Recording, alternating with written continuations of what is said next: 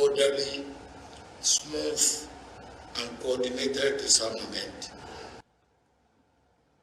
Orderly, smooth, and coordinated disarmament. Breaking news out of South Africa today, where an agreement has been reached between the government of Ethiopia and the Tigray People's Liberation Front. National Security Advisor Redwan Hussein, reading from a statement, said they have agreed to disarmament, demobilization, and integration of TPLF combatants with considerations. Uhuru Kenyatta, one of the mediators that you see in white, also said the devil is in the implementation. So joining me to talk about that and more is Eugene Puryear, host of Breakthrough News, as well as the Punch Out with Eugene Puryear. Eugene, thank you so much for joining me. This is a moment in so many ways that we've all been looking forward to. After 10 days of negotiations in South Africa, it wasn't clear if the two sides would come to an agreement at all. And so just broadly speaking, what stood out to you about what was said today as part of the agreement? Yeah, well, a number of things that stand out, and I agree with you. Many have been waiting, and I think, in a moment like this, I also just think it's important for us to take one quick second to just remember, all the people of Amhara, of Afar, of Tigray itself, who were murdered, who were maimed, who were raped, who had their lives forever changed, essentially for malicious, malign reasons by the TPLF. When we look at what they agreed to today, and sort of recognizing that many of these things have been on the table for some time, I think that we have to say that the Tigrayan People's Liberation Front, for many other reasons, but certainly for this, deserves to really go down in infamy as a terribly malign force. And so many people have had their lives lost or irreparably harmed or changed because of what they refused to do for so long. And I wanted to start with that because, I think especially for those of us who have been to the war zones in Ethiopia, and have heard the stories of the people who have been victimized and terrorized by the TPLF, it's almost, it's an affront in many ways that it took them this long to agree to some of the things that people have put on the table for them to agree to for months.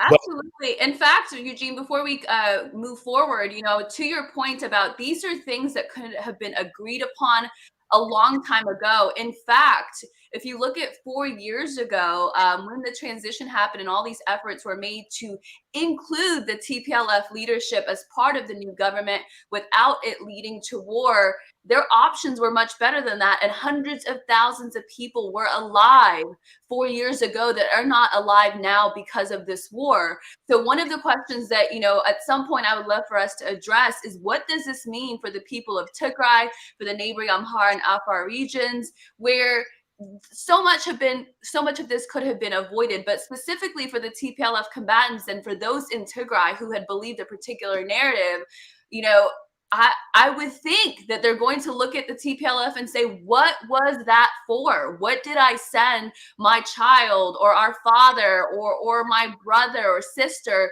to war for if you were going to come back around and actually disarm everybody in that region except the federal force? A couple more details before we go into the analysis. According to part of the agreement that was released, the agreement is the TPLF will disarm completely in 30 days, and they will get rid of heavy armament rather, in 10 days. So there will be a recognition that there's only one armed force in Ethiopia. But what I'm also learning, and this is, one of many things I think we'll discuss, is it appears there's not going to be much accountability if they actually take part in the disarmament and the calling for disarmament of the people on the ground. It doesn't look like anyone is going to be held accountable for their actions. And it appears that the TPLF, from my sources, will have a part in politics, but there will be space for opposition groups or other groups in Tigray to take part in what is going to be an election at some point. So just wanted to add that in there before we move on. What else stood out to you in this agreement? Yeah.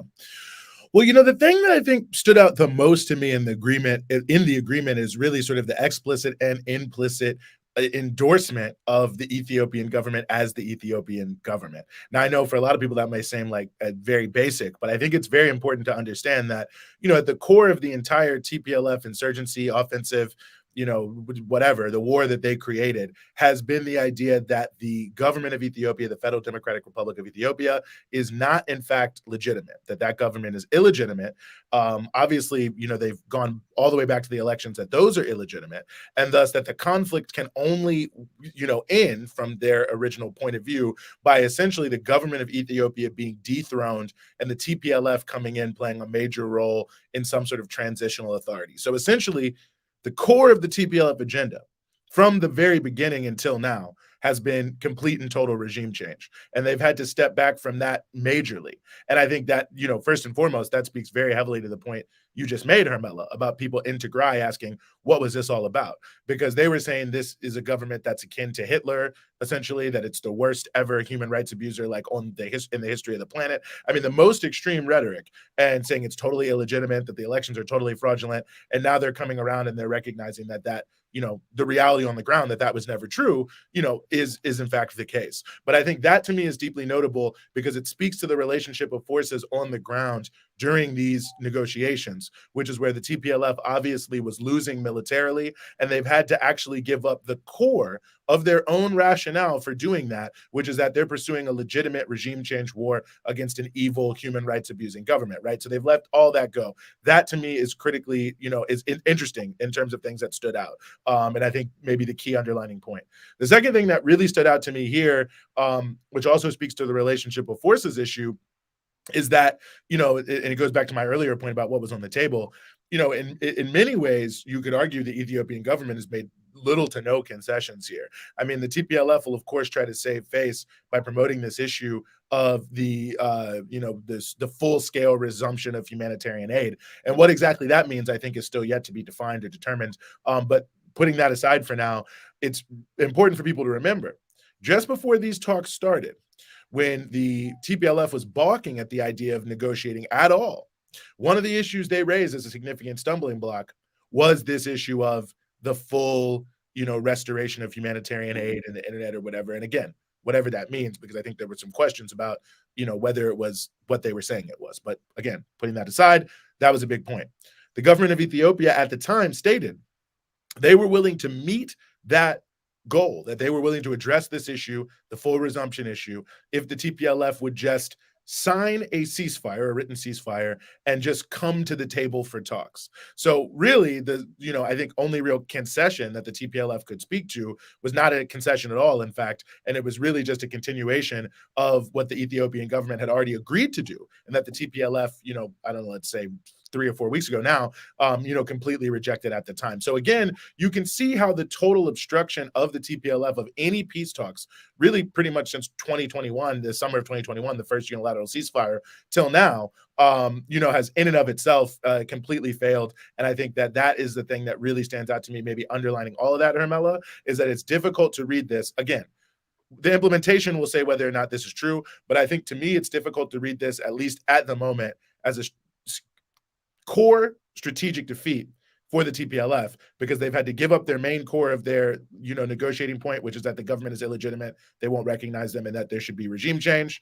And then on the same token, the government itself has essentially just continued to do what it has been offering to do for some time, so made no real concession. So I think it speaks to the fact that TPLF was totally unwilling to make any sort of deal until basically their leaders were threatened with extinction. As long as it was the people, I guess it was fine. But when their leaders were threatened with extinction, all of a sudden now they've come to the table and they've honored, many of the different things that could have gotten talks started months and months and months ago. Very sad for the people of Tigray, Amhara, and Afar, who, for so many months now, years, have been toiling under TPLF negotiating when, we could have been through with this. Right. In so many ways, this appears to me that it's an agreement that's being signed after the TPLF has been defeated militarily for the most part, right?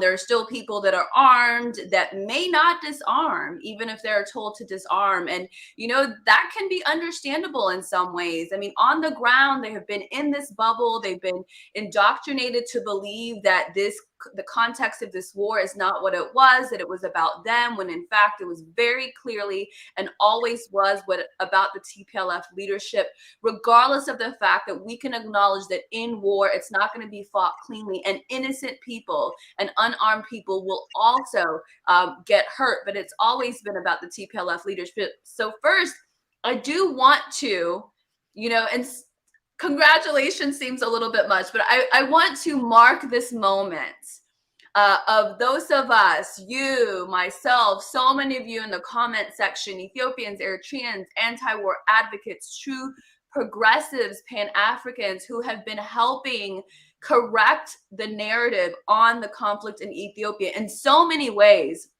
The victory is there when it comes to the truth. Now, the peace, the coming of peace, it really depends on what happens next. And I don't think it's going to necessarily be a completely smooth road.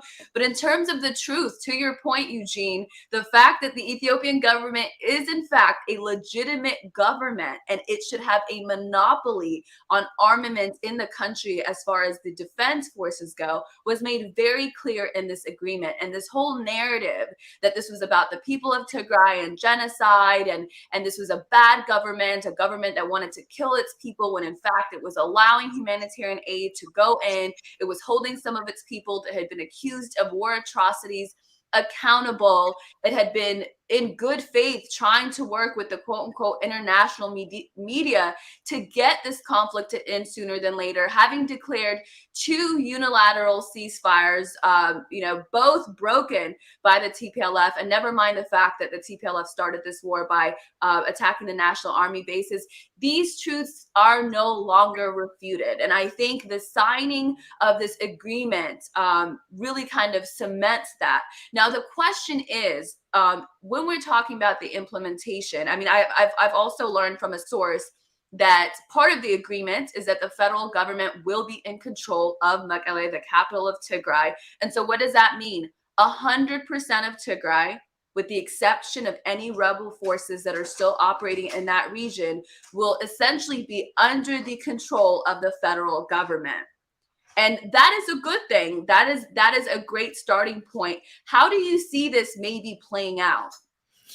Yeah, well, it's an interesting point, and I think it's worth noting that multiple different times, Getachew Reda, who is the spokesperson for the TPLF, mentioned the issue of spoilers within their own ranks. I mean, he was also using that to take some shots at Eritrea, and I hope we could talk a little bit about that too, where I think especially where U.S. policy is going in the region, which is relevant. But I thought the fact that he repeated multiple times spoilers within our own ranks, says something about maybe his own belief. I mean, trying to signal to individuals within the TPLF armed forces that they really need to give it up. And I think to signal to others to put pressure on those who they believe may not be willing to give up the gun. But I think that you're right in terms of how this plays out is going to be interesting and relevant. And I think some of the points have already been touched on.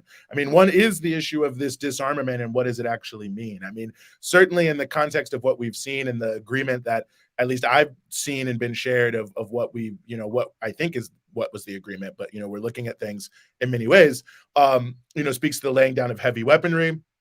It also speaks to recognizing the law and order needs, quote unquote, of Tigray. It represents also being in conjunction with the federal constitution of Ethiopia.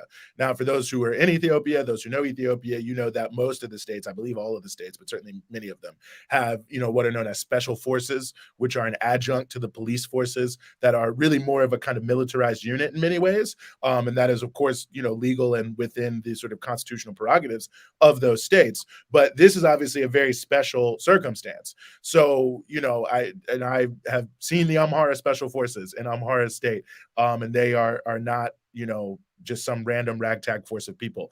They're a trained, well-armed, disciplined force. So, given that many of the forces that would make up such a force in Tigray would presumably be veterans from the TPLF war, how does that really play out? And how do other people in the other parts of the country view that and see that? And I think that that is a very important aspect of this that really goes to the deeper issue of national unity, that if, a lot of people whose units were just committing war crimes, in Amhara and Afar, are still, running around with AK-47s and, relatively disciplined military units. Will people accept that in various parts of Ethiopia? So what does it really mean to disarm? What does it mean to respect the prerogatives of Tigray as the constitution? What does it mean to address the law and order issue? And I think, again, that goes to some of the deeper issues, around constitutionality that I know you've discussed on your show with multiple different people, Hermela, about what is the nature of the Constitution. And I think there's a lot to be said about, these ethnic forces and the challenges that will be created by that,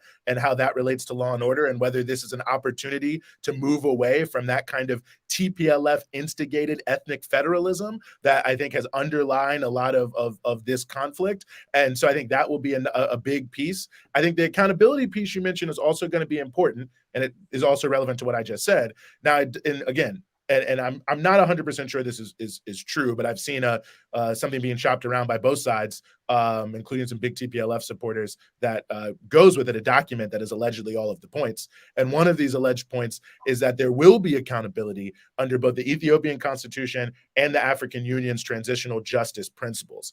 Now, what exactly that will mean and how exactly that will play out, I'm not 100% sure, but there is some level of agreement at the level of the Ethiopian Human Rights Commission and the UN Human Rights Council around certain incidents. And so will those incidents be more directly investigated to where individuals will be brought to justice and held responsible? And how will that look? I think that's another big thing. And I think that is going to be a big piece of the whole implementation thing, in addition to the politics of it, the possibility of the TPLF having some political role. What does that look like? How does that look? Obviously, an election has not taken place there in the context of the June 2021 elections. So now, how do you do a regional election after all of this has happened? And do you do an election? Do you just give people seats? I mean, there's a lot of precedent for doing it in different ways. But I think that for a lot of other parts of the country, in Ethiopia, these are going to be the big questions, because especially Amhara and Afar states, which were so brutally ransacked by the TPLF, I think that there's going to be a lot of feeling that there needs to be serious accountability. Now, I think there'll be a lot of people who will understand that a lot of rank and file people will probably be brought back in some way. That's pretty common in peace processes. But in terms of the leadership and in terms of people who can really be identified as criminals, I think it raises big questions. And I think who's armed, how they're armed, big questions. So again, I think a lot of this is still, it sounds good, but I think that there's a lot of room for fudging. And I think we have to expect the TPLF to dig in everywhere they can to make sure that in all of these different conjunctures, they end up with the most power they possibly can have, even if it's significantly limited than what they were hoping when they tried to overthrow the government and do a regime change operation. Right. As far as the election goes, what I'm told is there's going to be a transitional government for the time being. And then at some point, there will be an election that is run by the National Election Board that will create room for other groups in Tigray, some of them being some of the opposition groups that we know now. And it really will be in so many ways, whether anybody likes it or not. I think in so many ways, as long as everyone's disarmed and this is a political resolution, all these political groups will be at play, and it will essentially be up to the people of Tigray. And I mean, this is my hope, is that they've had enough, that if they're given enough space to think a little more logically and clearly and recognize that they are truly in a better, more peaceful state under the Ethiopian National Defense Forces, it will have a longer lasting solution if they choose that, as opposed to it being chosen for them. If they choose, or if some people choose to ally themselves with those that are still holding the guns and fighting the government, this is going to take longer for all of Tigray to have peace. But ultimately, that's something that we're going to have to see. I want to read a comment and want to get your thoughts on this. So Kenobi says, I'm not quite sure what we're celebrating. The so-called annexed land and the fight with Eritrea are not addressed. I'm not sure which angle that he's coming at this from, but I'm just going to assume it's from the Ethiopian angle. And here's my take on some of the issues of Eritrea and Walqait, and curious to hear if you agree or have a different take. I think that it is a good thing that those issues were not, as far as we know anyway, addressed as part of the agreement. What does that have to do with just having one armed force in a country? I think it is up to the government of Ethiopia, with the consideration of what's best for its people, to deal with the issue of Eritrea, whether they choose to be a part of the peace keeping process or not, the issue of Welkite and how they're able to reintegrate the people of that area in a way that they can come together and be at peace. Those who've been displaced of Tigrayan descent during this last round are able to come back. Any of those who were disenfranchised over the last 27 years are able to get some sort of justice. And that's something that cannot be decided in a peace deal. So I see that as a good reason, that a good thing that they're not mentioned in there. What do you make of the issue of Eritrea and Welkite as it relates to this agreement? Yeah, well, I think there's two pieces to it, and I'd slightly separate them. I mean, I think Welkite, as they say in negotiations, right, if something comes from the Israel-Palestine conflict, if you really want to call it that, the Palestinian struggle against Israeli apartheid, is so-called final status issues. That some issues are so, deeply felt on both sides.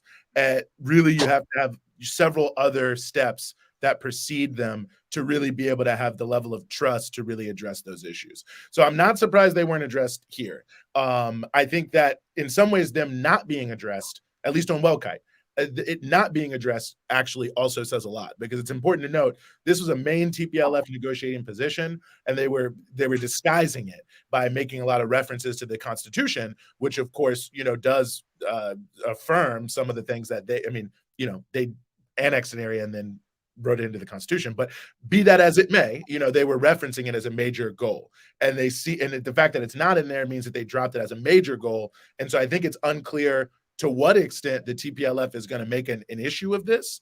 It's unclear to what extent that will become an issue later. But I'm not surprised, because as I said at the outset, many of the things that were discussed were really things that you use to start talks, not really final status issues. And I think it was actually correct for the mediators to say that this is the beginning, not the end, because I felt like, okay, yeah, there's a lot of things, and I said this in my brief Twitter thread about it, there are a lot of things that are not mentioned here that are issues that are going to have to come up. So it seems like this is the start, and this is exactly why I think former President Kenyatta said the difficulty is in the implementation, because exactly that point. So I think, again, the Welkite issue, to me, it speaks to a slightly separate issue, which is not just the issue of how this war is ended, but the issue of national reconciliation, which has obviously been a big discussion in Ethiopia, in the Ethiopian parliament. There is technically a national reconciliation process that is, in principle, ongoing right now. And I think some of this will be folded into that, because again, I personally believe that so much of what is at stake here is not just about the individual moments, but also about the particularity of the ethnic federalism of the TPLF written constitution, and how that really constrains the possibility for, I think, creative solutions for a country that, for a lot of different reasons, has both an ethnic character. Yes, there's 84, I believe, ethnicities in the country, but also a multi-ethnic character and a multinational character, because of the nature of the economy, the nature of intermarriage, and how things have moved. So I think that issue is an issue that has to be addressed for sure. But I think it being left out here speaks to the fact that it's really an issue that I don't think is going to be addressed correctly at the point of view of TPLF, government of Ethiopia peace talks, but I think at a deeper level of national reconciliation between not just governmental levels, but civil society in the different parts of the country around, who lives where, who governs it, and how that's considered. The Eritrea issue, I think, I guess I'm not surprised it isn't mentioned here, because they were not a party to the talks. Now, that being said, again, I would say the fact that it's not mentioned, I think, says a lot, because the TPLF has made almost all of their criticism over the past couple weeks. It's almost like they're fighting in Eritrea against Eritreans. I mean, they are to some degree fighting in Eritrea and have tried to launch attacks on them. But you know what I mean? It's almost like they're changing the entire nature of the conflict to make it all about Eritrea. And the fact that there was no explicit call, from what I saw, that the TPLF has been pushing and that the U.S. has been pushing for, withdrawal of Eritrean forces, which has its own reality to it, means that essentially the TPLF also had to give up on that, which is, of course, logical, because to the extent that the Ethiopian government is engaging with the Eritreans, they have every right to do so in the context of international law. So it was never a legitimate position for the TPLF to take. But I do think that it's an important sort of reality when we look at what has taken place, that it's not in there. And I think that this is one of the big outstanding issues that exist. And we could talk more about this, but my own personal belief is that the role of the United States here has developed very much in a way that is designed to drive a wedge between Ethiopia and Eritrea and between Ethiopians and Eritreans, and to try to get some of what they wanted by other means in the context of how a lot of this implementation takes place. And I think there's a lot of dangers there and a lot of problems. And I think people should not expect that this is some, return to normal, that the US is now somehow good. I mean, this is the final thing. I'll just close on that. But let's just be clear. And I've seen some people say this, oh, well, the US diplomats played a constructive role. Well, you could say that the US diplomats played a constructive role in the end of apartheid because they didn't only take the side of the apartheid government, but they did it on the basis of the South African and the African forces of South Africa agreeing to a status quo moving forward that would ultimately keep a lot of the apartheid regime in power and together, if just behind the scenes. You could argue that the US government played a quote unquote constructive role when Aristide was returned to Haiti in 1994, but he was only returned based on him agreeing to to essentially agree to these neoliberal, neo-colonial politics and a 2-year US Marine occupation. So I think a lot of times the US in these conflicts, when they realize that the horse they backed cannot succeed, they try to switch horses midstream, and they try to use that switching of horses in order to find some way to maneuver those they are trying to destroy into a position by which they can, still gain many of their goals, which is to erode the sovereignty of every country in the Horn of Africa, to keep them as divided as they possibly can, to keep them in an abject subordinate position to U.S. economic interests at all times. And I think that is not going to change. And I think that that's something that we should be wary of as well in the context of how we view all these points.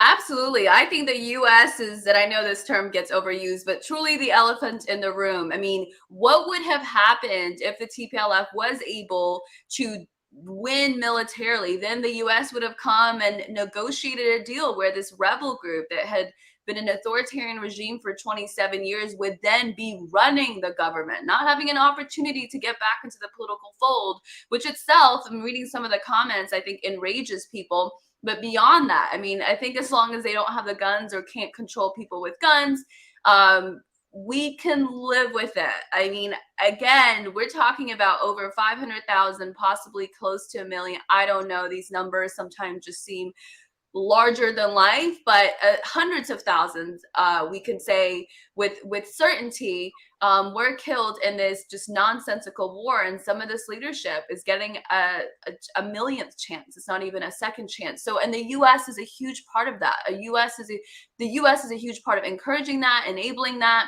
not holding them accountable along the way, when it could have made a difference and when it could actually have saved lives. So to the point of the U.S., one of the viewers, First Principle, says, what do you think of the lack of any mentioning of the U.S. or Mike Hammer from PM Abiy's expression of gratitude on the conclusion of peace talks? That was the title, dated today, and that was released. What do you make of that? Well, I only saw it was released. I actually haven't read it, but I think that's actually a really interesting point. I mean, I again see that as deliberate. I mean, almost no diplomatic statement by the leader of any country is ever not very well thought out. And I think that it's a manifestation of the fact that I think the Ethiopian government and Prime Minister Abiy, from the very beginning, it seems to me, have sought to adhere to what the African Union says is now their approach to addressing conflicts on the continent, which is African solutions to African problems. Now, I think we have to say that the AU has failed to do that in this negotiation.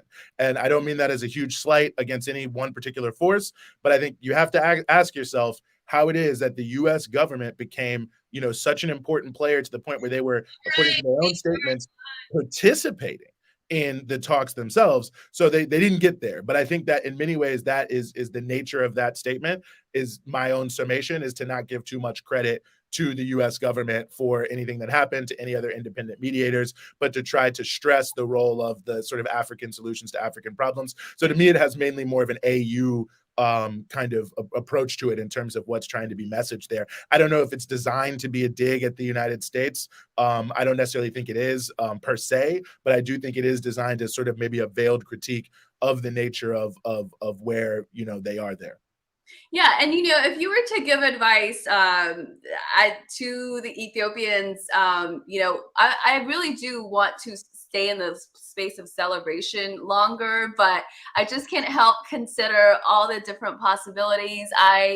you know, I want us to really mark this moment, but also not let our guards down. I mean, there are so many actors in this that have literally gotten away with murder, including the US foreign policy, the TPLF, these mainstream media outlets who just sloppily threw out these major allegations, blurred the context in a way that was truly detrimental and fueled the conflict. You know, there's people on the ground who've lost their lives. There's people in the diaspora who've been arguing over what's real and what's not real and who has the truth. And really, this agreement says something. Like it says there was a lot of lies that were being told for a very long time. And it was just in, you know, recent months in the last year where that started to shift, like with a lot of effort of a lot of people constantly pushing back at the narrative, going out and rallying, talking to political candidates and officials, and then the people on the ground and the government in Ethiopia having to do what it has to do militarily, which is itself a huge task. So we didn't get here without so much resistance, and a lot of that is, you know, these powers that be. The U.S. could have done that and ended the whole thing if it just called it what it was in the beginning and actually offered the Ethiopian government the resources it needed to stomp out this insurrection, but it didn't. So what, you know, what are some of the warnings that you would give to those in government and those on the ground about how to move forward? Yeah, well, I guess to the extent people think I have anything to offer, maybe we'll see if they listen. But no, I appreciate it, and I just speak to your point. I mean, I agree with you for sure. It's very understandable to me why anybody, especially, you know, Ethiopians, Eritreans, Somalis, people in the Horn of Africa, who have so much history with the TPLF doing so many terrible things to them, to their people. I mean, we're just talking about, you know, what happened in Ethiopia, the things I saw just last year, which were so brutal. But I remember, you know, talking to someone about their cattle being murdered, and I had a friend of mine in Eritrea share a photo with me of his family's cattle being murdered by the TPLF. There are those in Somalia who remember the fact that they participated in this, you know, unbelievable dismembering of the country in conjunction with the Bush administration, you know, in Somalia for all those years. So, you know, in that sense, to see the TPLF get a strategic defeat, which I think this is what it seems like to me. I mean, we'll see what happens. But again, they had to give up on so many of their major positions on this agreement in terms of what they were saying. So to see them have a strategic defeat, I can see why people would be excited and want to, you know, celebrate. And I don't think that's bad. I mean, look,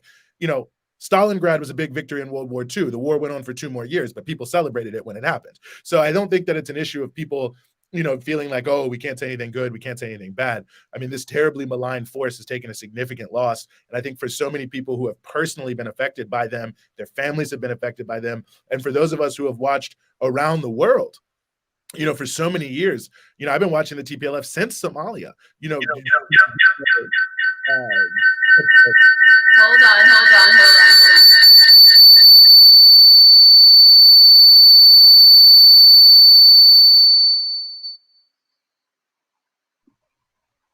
Test.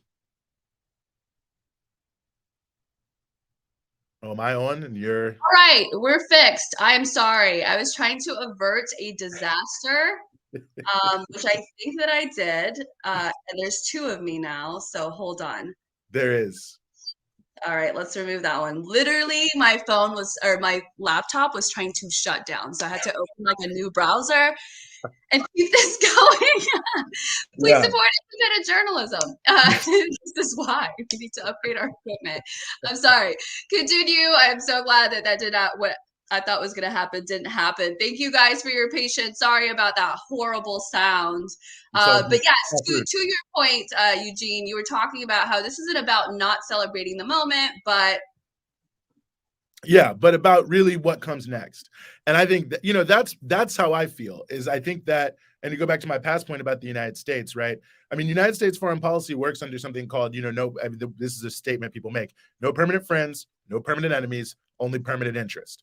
And I think when we look at what's going on right now, my sort of plea is that people don't take their eye off the ball. Because again, like I specifically referenced Haiti, I specifically referenced South Africa, not because They were just random things that came to my mind. But those are two other opportunities. I'm saying South Africa in the late 80s and the early 90s, and Haiti in 1994, where many people felt that the United States was playing a positive role, that they were intervening in ways that seemed to be against those who were against the people, who were against the masses that wanted to do something different. And then ultimately, it subsequently seemed like, or not seemed like, it was, that they were actually using this as like a wolf in sheep's clothing kind of reality. And I think right now, I think we have to remember what exactly it is that started this conflict in the first place. And that is the fear amongst the US ruling elites and the EU and others about the critical part of the world, which is the Horn of Africa, becoming more united, more self-determining, and more sovereign, because from their perspective, any key geostrategic region, regardless of ideology, by the way, they hate Venezuela, Cuba, Iran, China, Vietnam. They all, and most of those countries aren't all that similar, and many of them very different. So we can just see that it's beyond ideology. Anyone who potentially could challenge the regional agenda of what the United States wants for a particular reason. And we know that some of the dominant themes were, one, the GERD Dam issue, because the GERD Dam represents the possibility of significant independent electrical power for not just Ethiopia, but for the region. That's also green power. That's a lot of leverage in the context of the region. It's a lot of possibilities for the countries in the region to become more independent by powering their own development. The second piece of it was the tripartite alliance, and to a deeper degree, the relationship with Eritrea. I mean, I had the opportunity to speak with a cabinet minister in Ethiopia late last year who told me directly that in their conversations with the US, this came up, that they said they have a problem with the peace deal with Eritrea. They do not want Ethiopia and Eritrea to work together. So knowing that, I think one of the most important things is we have to be, I think anyone who's watching this has to be extraordinarily vigilant around those points, because I think what we'll see now from the United States is an acceleration of this issue of quote unquote off-cycle review of Ethiopia for AGOA. Now, there are certainly reasons why Ethiopia never should have been removed from AGOA, but there are a lot of questions about the way AGOA, like many other free trade deals, work to integrate countries into the US economy in such a way that it becomes such a leverage point that they lose their independence because they're afraid to speak up and speak out and do the things that are right for their own people, because they're afraid of losing millions of jobs. So again, I think that has to be looked at carefully. Again, we have to look at the GERD Dam issue.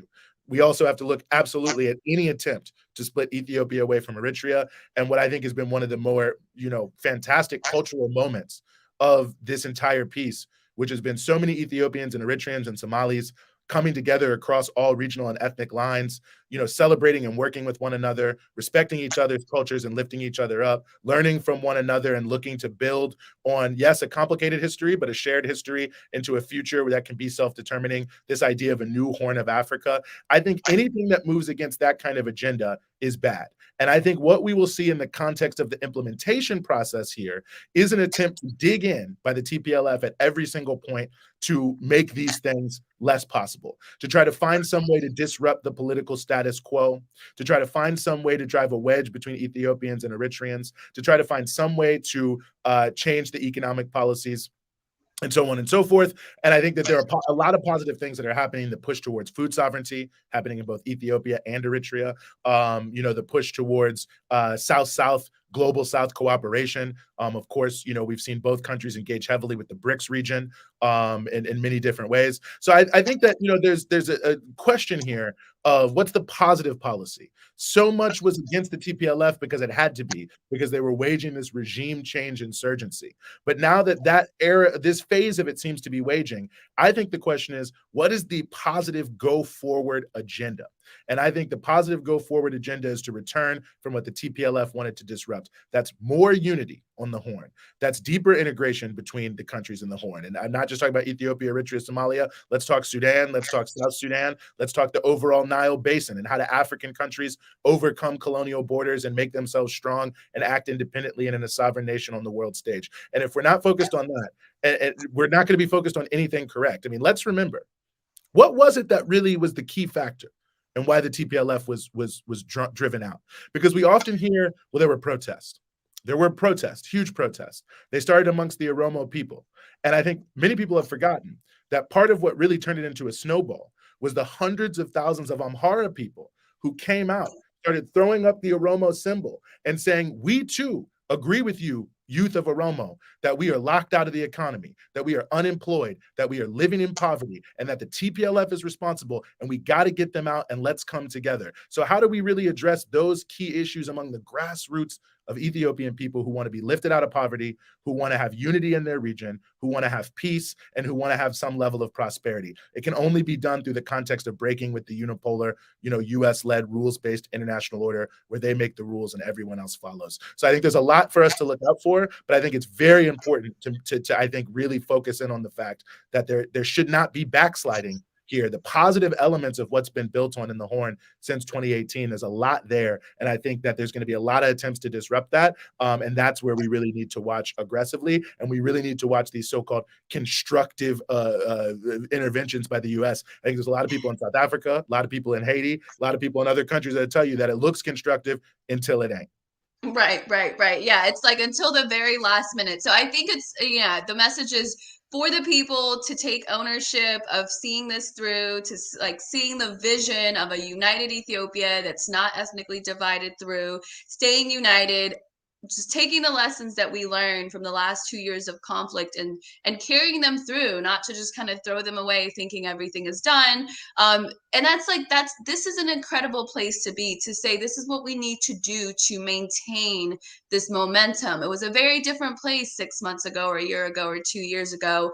It was just really a matter of, will this country exist as we know it, or are we going to go back to this regime that has already shown what it's going to be like by its acts on November 4th, 2020. Eugene, I don't know how much longer you have with me, but I wanted to bring in Dereja Demesis. See if you can stay a little bit longer. If you need to drop off, feel free. Let me bring in attorney Dereja Demesis to talk about some of the legal aspects of this. Dereja, welcome.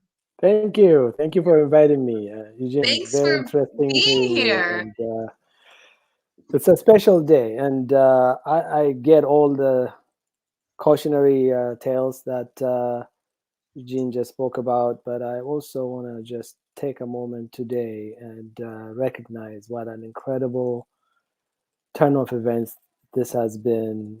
I believe just what you said a year ago, we were thinking about the survival of the nation, the existential threat from Egypt, Sudan, the US, and the regional forces that were allied against Ethiopia, and the proxy war that was being waged, all of that, and the international pressure economically, diplomatically, it was just mounting every day. And we were, there were many sleepless nights, at least for me, and I know for you and many others, but we're in a different place right now. And I don't even see this as an agreement between TPLF and Ethiopia. It's really a term of surrender. It reads like a term of surrender to me. In any negotiation, you bring in some value to the table and you take what you come to get, right? What you hope to achieve from the negotiation. TPLF came without nothing. I mean, they came with nothing.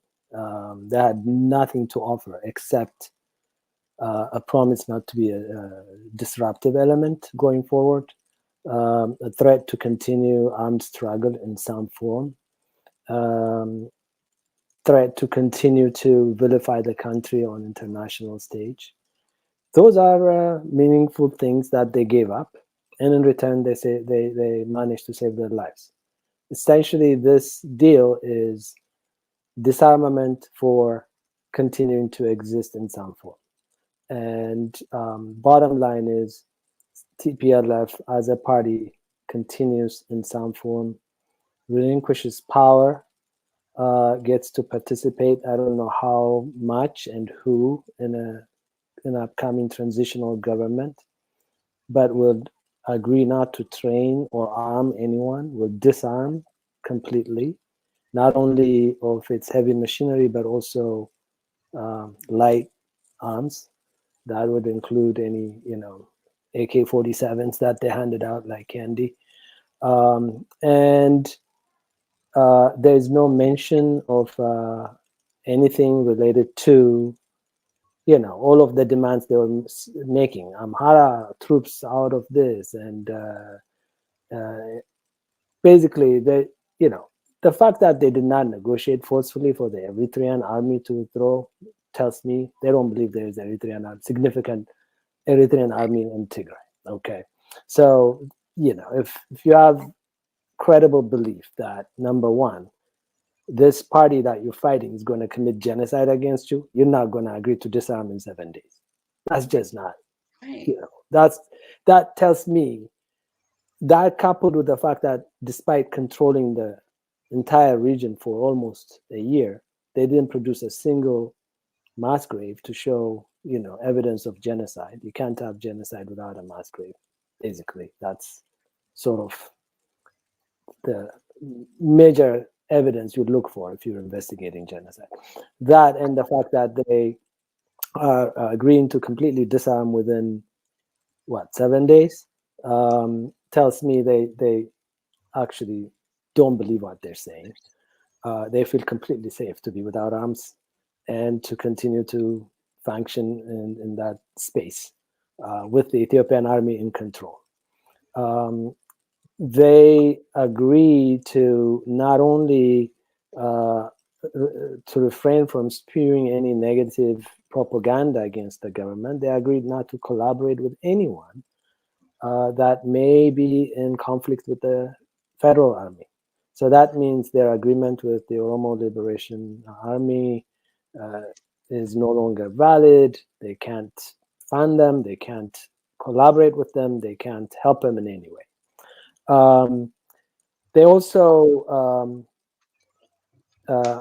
agreed to facilitate a smooth transition of power, or relinquish power around Mekelle, and allow the federal army to come in and control the entire region, provide security. These are things that the government would have to accomplish by force, that it's now getting help to accomplish peacefully. So this is very meaningful for the government. The lives that would be saved from not going into Mekelle with arms blazing, that's huge. So the government didn't give up anything, in my opinion, except for the survival of TPLF as a party in some form.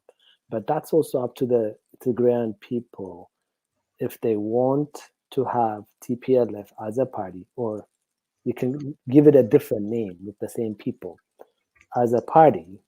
You can't prevent that from happening, right? So, meaning, you can't tell people not to elect someone you suspect to have TPLF ideas. So I think the demand from some that TPLF cease to exist as a party was unrealistic to begin with.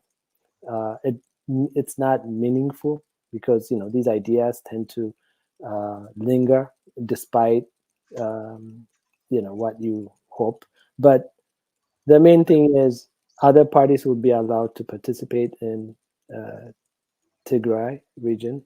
There will be an all-inclusive transition government. The people would be able to ask what they got from this party over the past 2 years, and why did they make them sacrifice their children, why they lost thousands and thousands of people for this party to come back and say, we're going to disarm and go back to the way we are with just less power than we had before. What is the point? And I think that those questions, that reckoning will happen. Whether it happens because the government brings some people to court or not, it is going to happen. TPLF has a lot to answer. There are some wrinkles in this agreement that I'm concerned about to some extent. I don't know if you want to ask questions or you want me to continue. Yeah, I will. No, maybe the wrinkles is let's wrap up the first part, and then I do want to get what your thoughts on the wrinkles. So you answered what I was going to ask you, which was allowing TPLF to exist as a political party. Is that just an issue?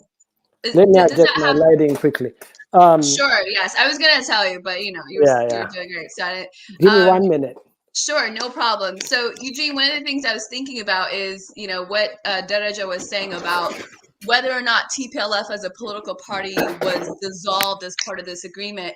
I mean, it does make sense that in a way you can't really, we've talked about this, kill an ideology. So the people would have to get to a point where they realize this ideology doesn't serve us. But my question is, um, um, and maybe, you know, from a legal standpoint, Dereja, like how can they ensure, how can the government ensure that the people of Tigray actually have the space to make decisions? Because one of the things that TPLF has been sowing for a very long time is it has this system of being able to oppress and silence people. So literally, we talked about this, the 1 in 5 rule, where there's one person in each family, 1 out of 5 person in each family that's essentially a spy. And so that's why the fascist nature of the TPLF really works, especially if you are, you know, closely connected to family members and others that are have ties to it, or that you just happen to live in Ethiopia or Tigray in particular. So how can the federal government ensure that the people of Tigray have the time to rehabilitate, first of all, from what they've gone through, so they're making decisions from a place of stability as opposed to trauma? Because if we were to have some of the people make decisions right now, I imagine some people would still choose TPLF, right? Because they're in a place of fear. So what can the government do to ensure that the people have the space and time to make the best decision possible? Sure, I'm going to address that, and I'm going to talk about some of the wrinkles that I saw in the agreement. First and foremost, the TPLF was able to do what you described because they controlled the military, the security, the economy. They controlled the entire life of people in Tigray. They also were able to resist any pressure or any involvement of the federal government in the affairs of the government, the regional government of Tigray. So they were able to, as you know, the TPLF is built as a mafia organization.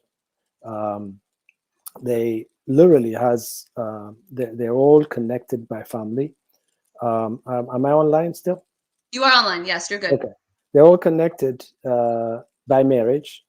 It's almost like a pyramid system where someone on top is, you know, controls the people under him or her, and then they control the people under them. If they don't like you, you're out of the party and people cannot communicate with you. You would be ostracized, basically. And they dole out favors based on your loyalty. This was the way they functioned for many years. If Tigray region is under the control of the federal government and other parties are allowed to function, and they don't control the police, they don't control the jails, they don't control the security apparatus, they would be they would be less likely to control what people think. It's going to be difficult, but you have to have the space for different ideas to operate within Tigray, and with different ideas, different opinions being expressed and different personalities being allowed to operate, I think that will start the process of having a true democracy within Tigray. Now, coming back to the issue with this agreement, there's one thing I saw lacking, and that is a definition of the parties. You know, most of the time when you negotiate with a party, it's clear as to who you're negotiating with. And in this situation, you have certain, you know, personalities who came claiming to represent TPLF, and that is the party mentioned.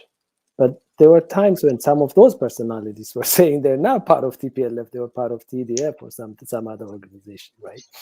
Or they're individuals. So the question is, I think there should have been a definition included as to who is involved in this negotiation, and to make sure that there is no wrinkle here. Because I expect that there would be some who would say we're not represented in this negotiation. And there would be, I expect some people to resist giving up arms. There are ways to deal with that. and I think the government has the tools to deal with that. But that's one area where I see some issues. There's also an agreement by the government to withdraw, or I guess withdraw is the term, the designation of TPLF as a terrorist organization. So that to me has to be looked at in a very careful way, because you don't want to give up that leverage completely. You would say anyone who doesn't give up arms and continues to use violence would remain designated as a terrorist organization. And anyone who supports that, from domestically or internationally, should be subject to the terrorism regime laws that govern those types of funding of terrorism, violations of funding of terrorism.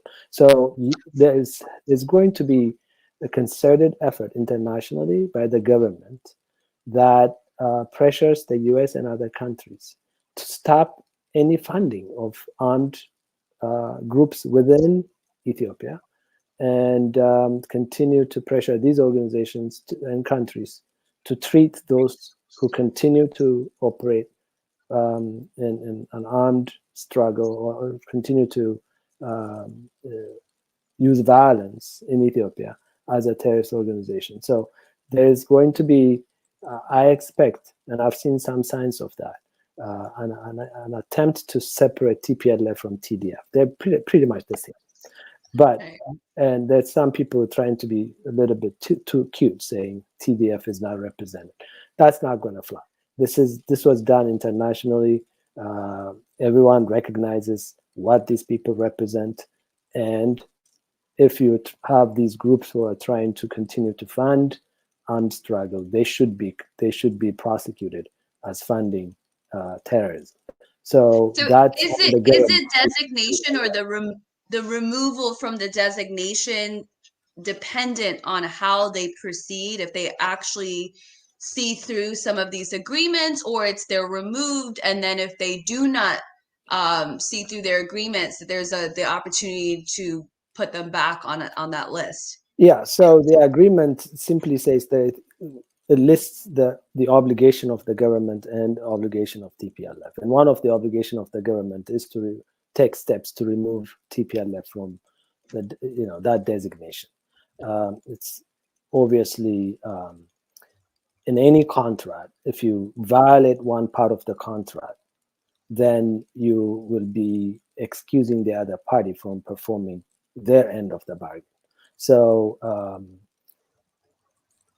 you can't say, I'm not going to disarm, but you have to remove me from the designation. So it's contingent upon performance by both parties. The obligation on the Ethiopian government is not much.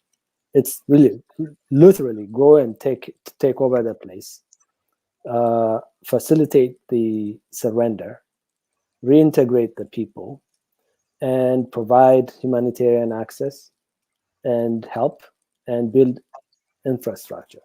These are things the government would do anyways. I don't see the government giving up anything here.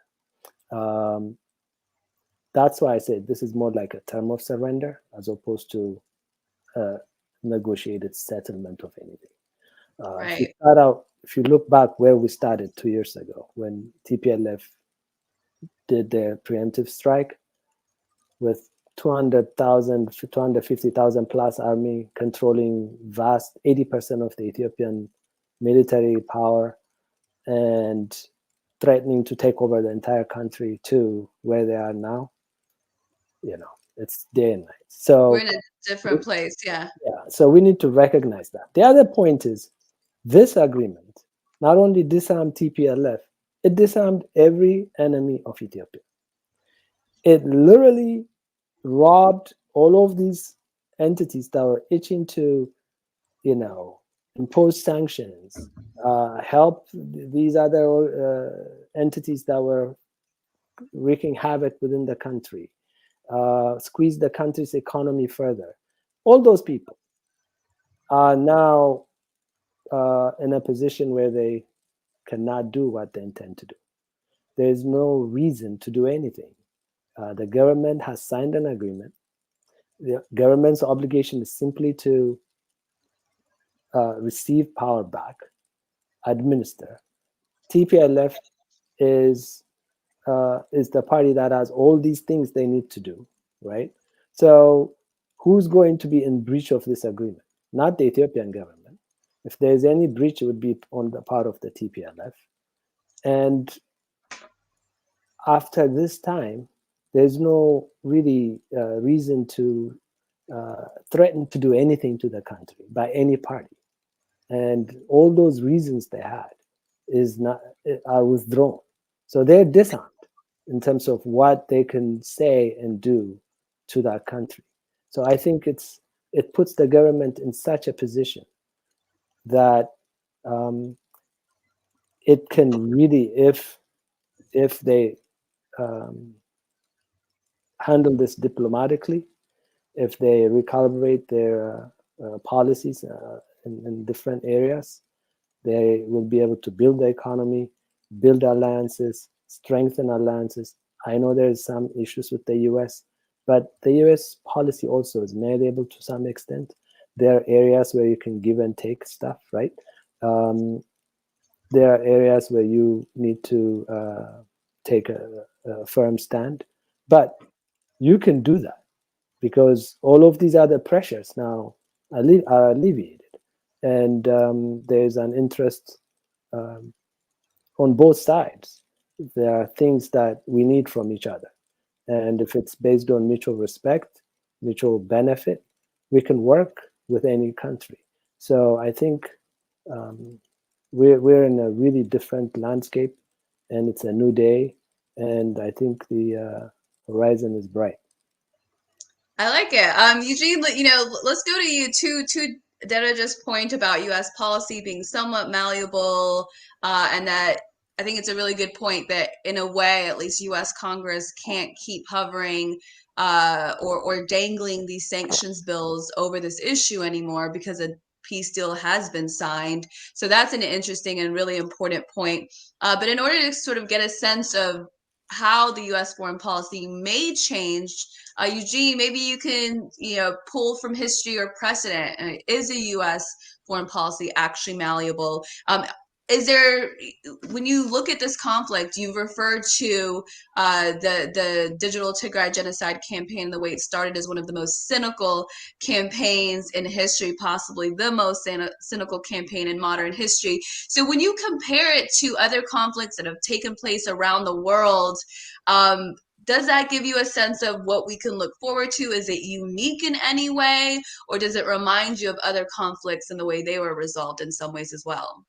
It's a good question. It's a deep question. One thing I would also just start with, vis-a-vis the issue of U.S. policy for sure, which anyone who knows me, I'm pretty critical of, is, politics is not static. And so I think anybody who's watching who is, living in the United States, a citizen of the United States, a permanent resident of the United States, I think now is the opportunity, like I said earlier, like what's the go forward agenda, to make your voice heard now about what you think U.S. policy should be towards countries like Ethiopia, towards countries like Eritrea, towards every country of the world, so that it's not just the issue of other countries having to negotiate with these malign powers, but that there's more space given for people to develop themselves with sovereignty and self-determination. So I think people should not resign themselves here in the United States, but continue to raise their voices about what they think the forward agenda could be. I'd say historically, obviously all these sorts of things have interesting antecedents you could draw from. I mean, I think the thing that's concerning a lot of people today, who I think a lot of people, again, and I said it before, are rightfully excited. I mean, something doesn't have to be over for you to celebrate, a move forward. And again, I would say what I believe is a strategic defeat for the TPLF, certainly something to celebrate. But I think we look at sort of quote unquote failed peace deals, and we can sort of speak to this. And most of them are failures because they don't really address the underlying issues. And I think that is really something that intersects with the issue of U.S. foreign policy and in terms of how a lot of that's going to play out. I mean, you look at another country that right now is going through a big, important game-changing inflection moment peace process, which is Colombia. Now, of course, in 1991, Colombia wrote a new constitution, and many people thought that many of the challenges that the country was facing in terms of poverty, in terms of inequality, in terms of racism, in terms of the death squad politics, and so on and so forth, that that was going to end. Didn't happen. Then there was the 2010 peace deal that took place under President Santos, with the FARC signed in Cuba. A lot of people thought then that was going to happen, and didn't happen. Now you have President Petro, who has come into the forefront. Now, of course, he was a part of the M19 guerrilla group that was involved in what led to the new constitution in Colombia in 1991. He was a supporter, because in his role of politics, of the agreement in 2010. But the point that he raised in his presidential campaign, and in the campaign he's waging now as president, and in a position to try to reach a new deal with the National Liberation Army of Colombia, is that we're only going to have real peace in our country when we address the underlying issues that are leading to division. And so from my point of view, I think when you look at what has happened in Ethiopia, there's no way to really have this conversation about what comes next without addressing some of these underlying issues. I think first and foremost, and I've mentioned it multiple times on the show, and I'm going to keep mentioning it, is this issue of ethnic federalism and an ethnically federal constitution, and if that's sustainable. I mean, from my point of view, Africa will remain weak as long as it remains balkanized. And I think this is the essence of Pan-Africanism as an ideology, and it's why most of the African leaders we all revere have always made the point of Pan-Africanism. Africa unite, come together, don't live by these colonial defined borders and relationships, but pool your resources on the basis of reality in order for the continent and all of its peoples to be able to stand on its own 2 feet and emerge from colonialism and neocolonialism. So ultimately, that's a huge question. And there's already a process of national reconciliation happening in the country. And I think, that will be there. I think obviously another major issue that has, sort of flows from that to some degree is the immense income inequality and poverty that continues to exist. We know the TPLF ran this, cabal of companies, that was taking all the money and sucking it out, all the resources, pumping it towards their own cronies, towards themselves, the corruption, all those things that I think a lot of people watching this are aware of. And that, again, as I mentioned earlier, was a huge piece of why the TPLF was pushed out of power, is that people of many ethnicities in their millions came out and were like, nah, this is like not going to work in that regard. Like, we just cannot do it that way. And so ultimately, will these underlying issues be addressed is 100% the determination of whether or not it will be sustainable. I mean, I mentioned South Africa earlier. It's obvious that the deals to end apartheid did not address the underlying economic issues of, the control by mainly white handful of elites over the vast majority of the economy, and their desire to use the Black population as a low-wage labor force in order to enrich themselves, which means that you look at the country now, great country, I love South Africa, almost all the problems flow from the fact that they never addressed any of that, and that's why millions of people are in an outcry, saying that we need to go to a new, more radical phase of our liberation movement. So I think when we look at Ethiopia, there's a huge question of will these be addressed. But that, and I'll close with this, is exactly where the issue of U.S. policy comes in. Because from the point of view of the United States, I do think that, again, no permanent friends, no permanent enemies, only permanent interests. I think that they're very aware of what's sustainable and what's not sustainable. But obviously, I mean, many people might not agree with me on this. I don't believe that they ginned this up. I think the TPLF took advantage of the fact that they knew the U.S. would look kindly on anything that would shift the agenda and the horn away from agenda of greater unity, self-determination, and sovereignty.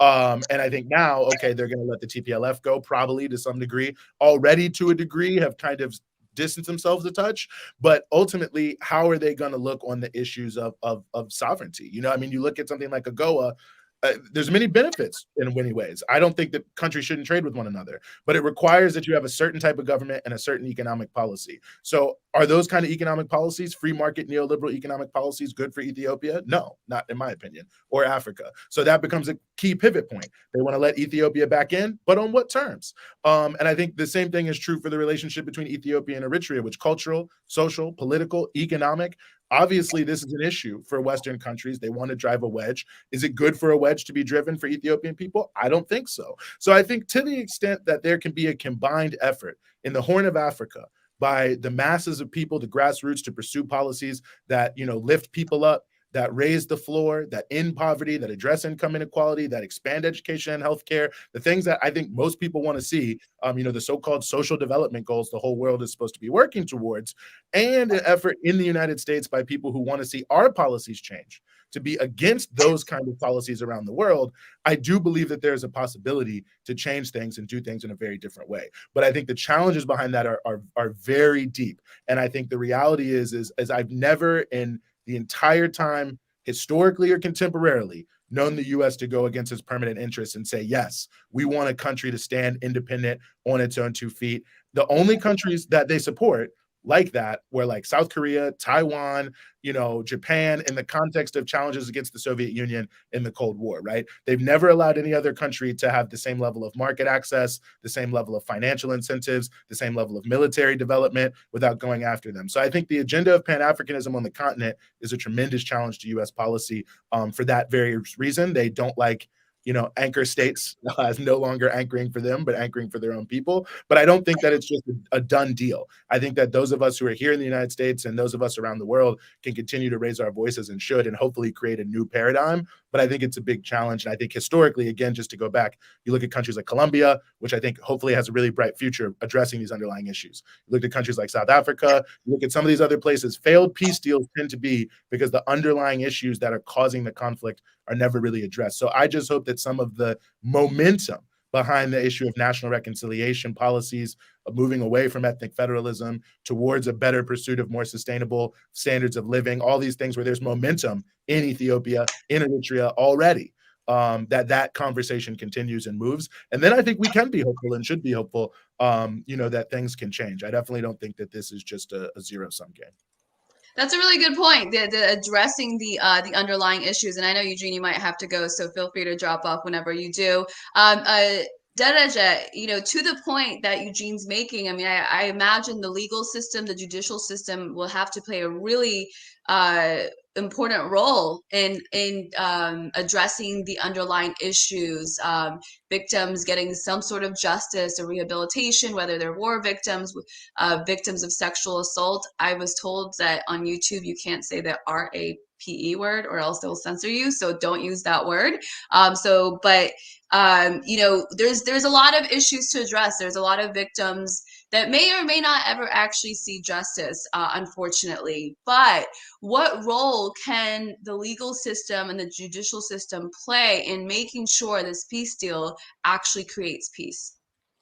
So in the agreement itself, it provides for a transitional justice process. And it basically says there are about 5 major core principles to achieve transitional justice. It provides for the government to come up with a transitional justice policy, and they emphasize the need for accountability and a truth finding. It's almost like a truth commission, but getting at the truth of what happened, providing redress for victims, creating some type of national reconciliation, and facilitating a healing process. So there's some models on transitional justice. There's African Union has some type of policy on that. It was tried in Rwanda and South Africa, but what that would look like in the context of Ethiopia, I'm not sure about yet. But the concept of how to create accountability in this context is going to be, especially when you have a negotiated settlement with leaders of a warring faction, it's going to be a challenging aspect of that process. But you have to have redress for victims and some type of compensation, but also rehabilitation for victims and airing of grievances. I think at some point you need to bring perpetrators and victims in a same setting, and you need to have confrontation. You need to have a process where there's a national dialogue that is anchored around the truth and also what really happened. In addition to that, just piggybacking on what Eugene just pointed out, addressing the root cause of the problem. We have to address the cause of the problem. And there's no way around it. The ethnic federalism, actually, it's a misnomer because there's no federalism. There's never been a true federal system in Ethiopia. Recently, we started seeing that, but it's really this war stemmed out of the huge misunderstanding of what federalism is. And it's a byproduct of the constitution. We have a constitution in Ethiopia that is designed to keep the country in constant tension, and a constitution that divided up the country along ethnic lines. And instead of creating cooperation between the various groups that exist within the country, it created buffer zones, actually called them exclusion zones. And it's inconsistent with any principle of protection of individual rights, freedom, or equality. So how do we ensure that this constitution does not continue to create problems? What we saw in the past 2 years is it does not work for any group. It doesn't work for a minority group. It doesn't even work for the majority group. If you really take your time to look at this constitution, you will see it does not serve anyone's interest. We can achieve the goals of protecting culture, promoting culture, protecting tradition, promoting tradition, and allowing different groups to celebrate their heritage and allowing people to use their language. All those things can be accomplished while protecting individual rights and freedoms and providing equality without the problems created by this constitution, which basically divided a country of 80 different ethnic groups in initially 9 different ethnic group zones, and now we're up to 11. But the way it's structured is you basically have different rights as you move from one part of the country to another. You have certain rights here, you have a certain right there. You don't know what rights you're acquiring and what rights you're giving up as you move within your own country. You can't create a citizenship. You can't build a citizenship and a mentality of a national mentality in such a setting. Also, you can't protect individual rights. So, simple example, the whole concept of federalism is to allow local rule. What you create when you pick one ethnic group to be in charge of one region is you're denying all the zones and waradas and different localities a say in how they live and how they educate their children or what type of healthcare they're going to have.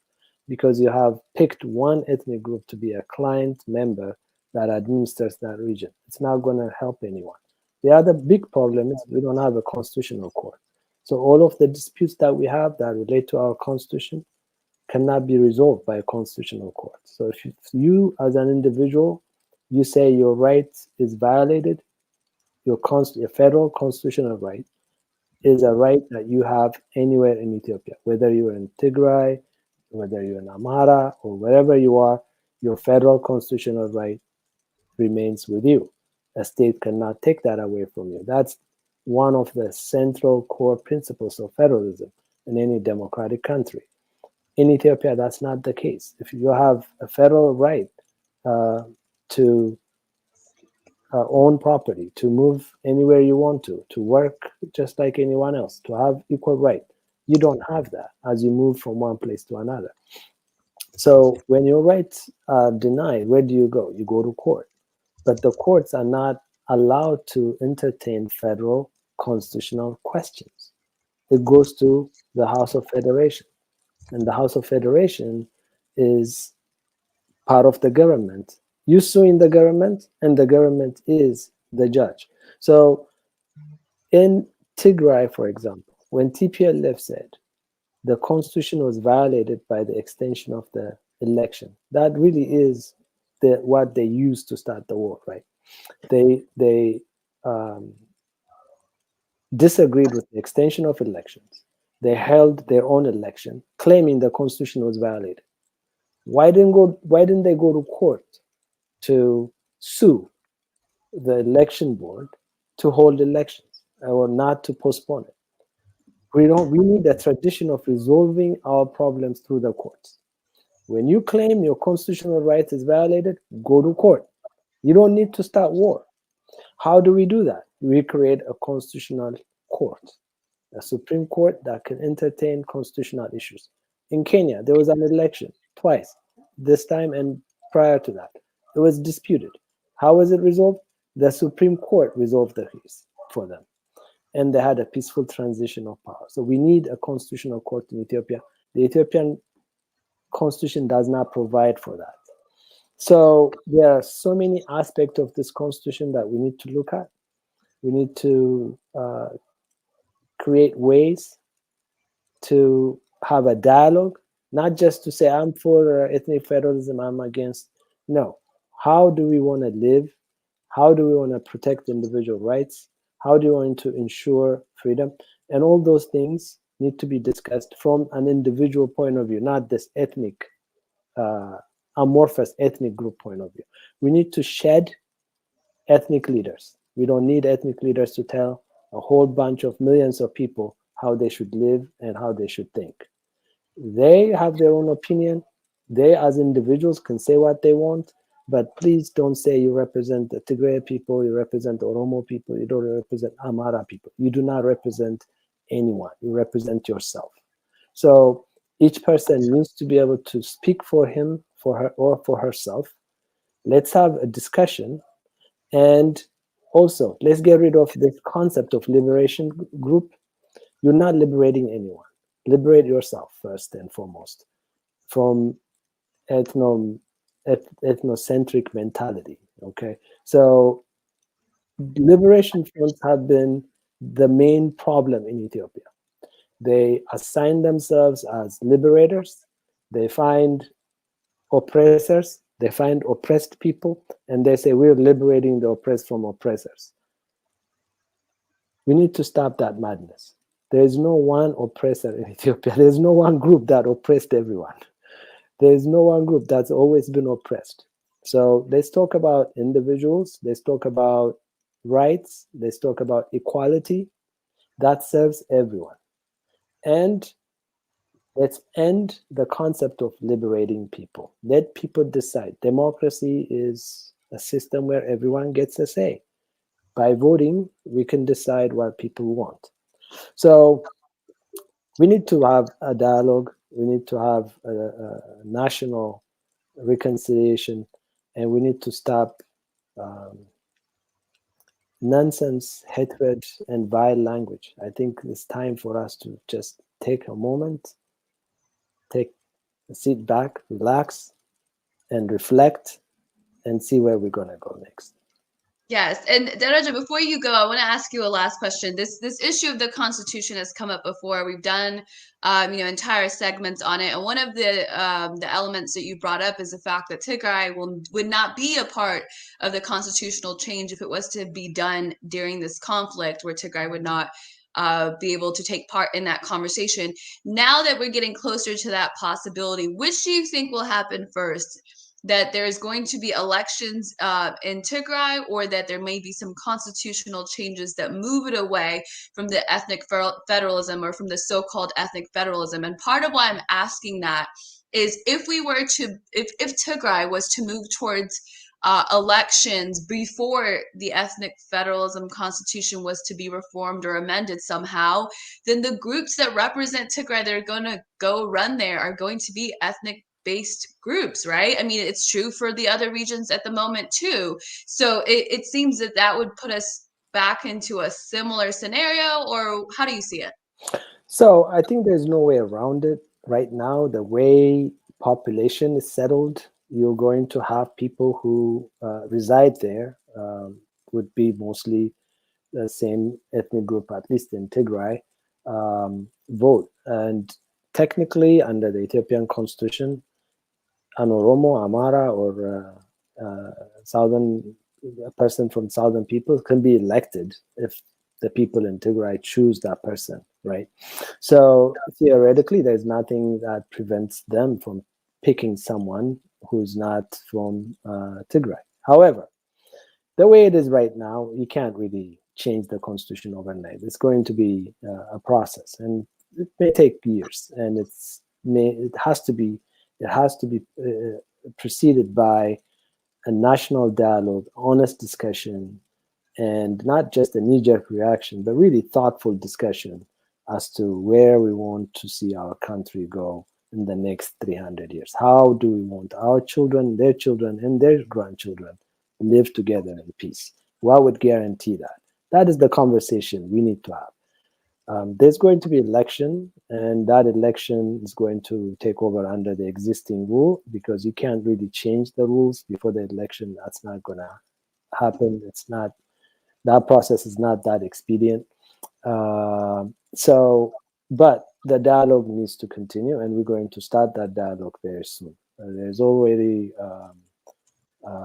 movement underway to have that dialogue, but it's not going to be a situation where someone's going to write this and impose on people. This is going to be a discussion across the country by different groups, by everyone interested, by people who oppose or agree with these ideas, and anyone that has a stake in the process should participate in it. And it's really has to be an honest, open discussion. And we'll see.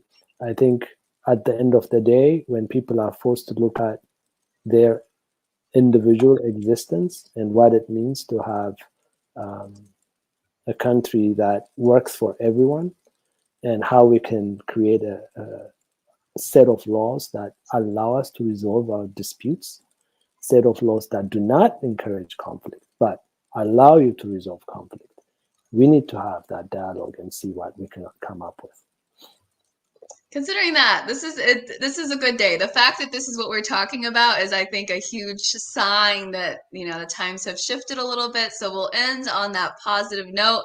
A lot of work to do, but the framework is there. I am particularly happy today that there will be hopefully no lives lost because of the conflict in Tigray or anywhere else in Ethiopia. That is something that we can celebrate. Absolutely. They talked about silencing the guns, and 100% support that. Daraja Demise, attorney at law, thank you so much. Appreciate your time. Thank you for inviting me. Thank you. All right. Thank you all for tuning in. Don't go anywhere, because there are more guests. We're going through, we'll see how long, but we're going to keep going through. There are several more guests with different perspectives that we're going to have. I've got Lawrence Freeman, a policy and economic analyst on Africa, that will be with us in just a moment. Teresa Getachew, a professor of sociology, that will also join us in just a little bit. So let's first take a look at the what we're discussing today, and go through some of the points from the deal that was signed today in South Africa, and we'll get right into the next part of our program. Orderly, smooth, and coordinated disarmament. Orderly, smooth, and coordinated disarmament. And a deal was signed, a peace deal was signed in South Africa today. That's breaking news out of Pretoria, where the Ethiopian government and the Tigray People's Liberation Front have come to an agreement. National Security Advisor Redwan Hussein said that the agreement is about disarmament and the demobilization of TPLF combatants and their reintegration into society, while taking into considerations security of the region and of the country. It's a big day after 10 days of negotiations in South Africa. It was not clear whether we would get a peace deal coming out of it, but it was welcome news for much of the region. But as Uhuru Kenyatta, one of the mediators, said, the devil is in the implementation. And so that's a lot of what we're talking about. For the most part, it seems everyone is hopeful but cautiously optimistic, I think, in some camps. Whether or not the TPLF holds up its bargain of a deal remains to be seen, but it is a win for Ethiopia that they had to come to the table. Federal forces will be in control of Mekelle, the capital of Tigray. That is also a part of the agreement. And so there will not need to be fighting in order to fully capture Mekelle. That is a part of the agreement that the TPLF has decided to hold up, or says that it's going to hold up. Now, one of the concessions that were made from the Ethiopian government side is allowing the TPLF to continue to exist as a political group. What Daraja Demise, the attorney we just spoke with, just said is whether you dissolve the TPLF or not, it's really difficult to dissolve an ideology or a group that is more ideological than anything. So in a way, according to Daraja, the Ethiopian government did not concede much. There's also a part in the agreement where the TPLF would be delisted from being a terrorist organization, but they would have to live up to these agreements in order for that to happen. So my sources tell me that in Tigray, there will eventually be an election where the people will be able to vote between possibly TPLF in the running and other political groups, like the opposition groups that exist now, and maybe new ones that we don't know about that will be formed. But first, a transitional government will be in place. The Ethiopian National Defense Forces will have full control over the Tigray region. Now, the TPLF is supposed to help disarm the people in that region, but it's not to say that all will. The people have been fighting a war for 2 years. They've been told this is about, they've been told by the TPLF that this is about them and their ethnicity and their survival. So it would not be surprising if some of them chose not to disarm and actually defect from what's now the official TPLF line, which is agreement on disarmament. So joining me to talk about what this deal can mean and what we can expect both from the TPLF and the US and other outside actors who have been very involved in this conflict, but also involved in these negotiations. So joining me to discuss that is Lawrence Freeman, policy and economic analyst on Africa. Lawrence, thank you so much. Thank you for inviting me. My pleasure. Initial reactions, what do you think? I think this is a victory for Ethiopia and a victory for Africa. However, I don't think the oligarchy and their policies towards Africa is going to give up so quickly. I think that we can do things, that is Ethiopia. I have recommendations and ideas, and I think the two previous speakers spoke quite well on the overall situation and brought up some very fundamental points. But we have to use this victory today to build a greater victory. Because, as I say, the principal reasons that the West supported the TPLF was because they don't want to relinquish control of the Horn of Africa. And they don't want Ethiopia, with its aspirations for economic development, to become a model for the rest of Africa. You can even see that in a piece I'm going to be printing in the next couple of days on the upcoming COP27 meeting, where the West wants Africa not to use its own energy, but they are now coming in droves to get as much energy and gas as they can from Africa. So this attitude towards keeping Africa underdeveloped, keeping Africa from becoming industrialized economies, and maintaining control in the Horn of Africa, this has not gone away. However, there is a significant defeat today for the oligarchical policy and a victory for Ethiopia and Africa, and I'm proud to be part of that effort. But there's a lot of things that we need to do immediately to secure this victory and prepare for a greater progress. Let's talk about some of those things. I mean, that's always my concern, right? Okay, the TPLF's defeated, but who was it that really kept them alive at a time where they, could have been defeated? And that's the outside powers, including U.S. foreign policy actors. So what are the things that we should be doing right now while also celebrating this moment for Ethiopians, Eritreans, and the larger Horn of Africa region? Okay, first of all, we really should make a great effort to provide services for the people of Tigray. They have suffered greatly, as well as the people in all northern Ethiopia and Afar and Amara. We have to get these people the services necessary, food, medicine, electricity, banking, so they can as quickly as possible return to normal lives. And the faster this is done, the more support the government of Prime Minister Abiy Ahmed will have. And therefore, I would put we have to have like a military deployment, as if we were in war, like the great generals of World War II or the Civil War. You have to accomplish this now. Don't let anything stand in the way, and make this progress so that all people see the goodwill and the intentions of the government to bring in, improve the conditions of life for all its people. Number two is, I think Ethiopia, and I've been saying this for a while, has to define and articulate a economic mission for the nation for the next decade, next generation. What do we want Ethiopia to be in 20 years? What is the level of per capita electricity we want available? What is the per hectare growth level we want of food production? What is the transportation needs of the country in terms of expanding rail and roads? By putting a mission for the whole nation, this includes all of the regions, and of course the people of Tigray, because they're part of Ethiopia. So you set out a goal that touches the identity of the future for Ethiopia for generations to come. I think one of the speakers spoke about that.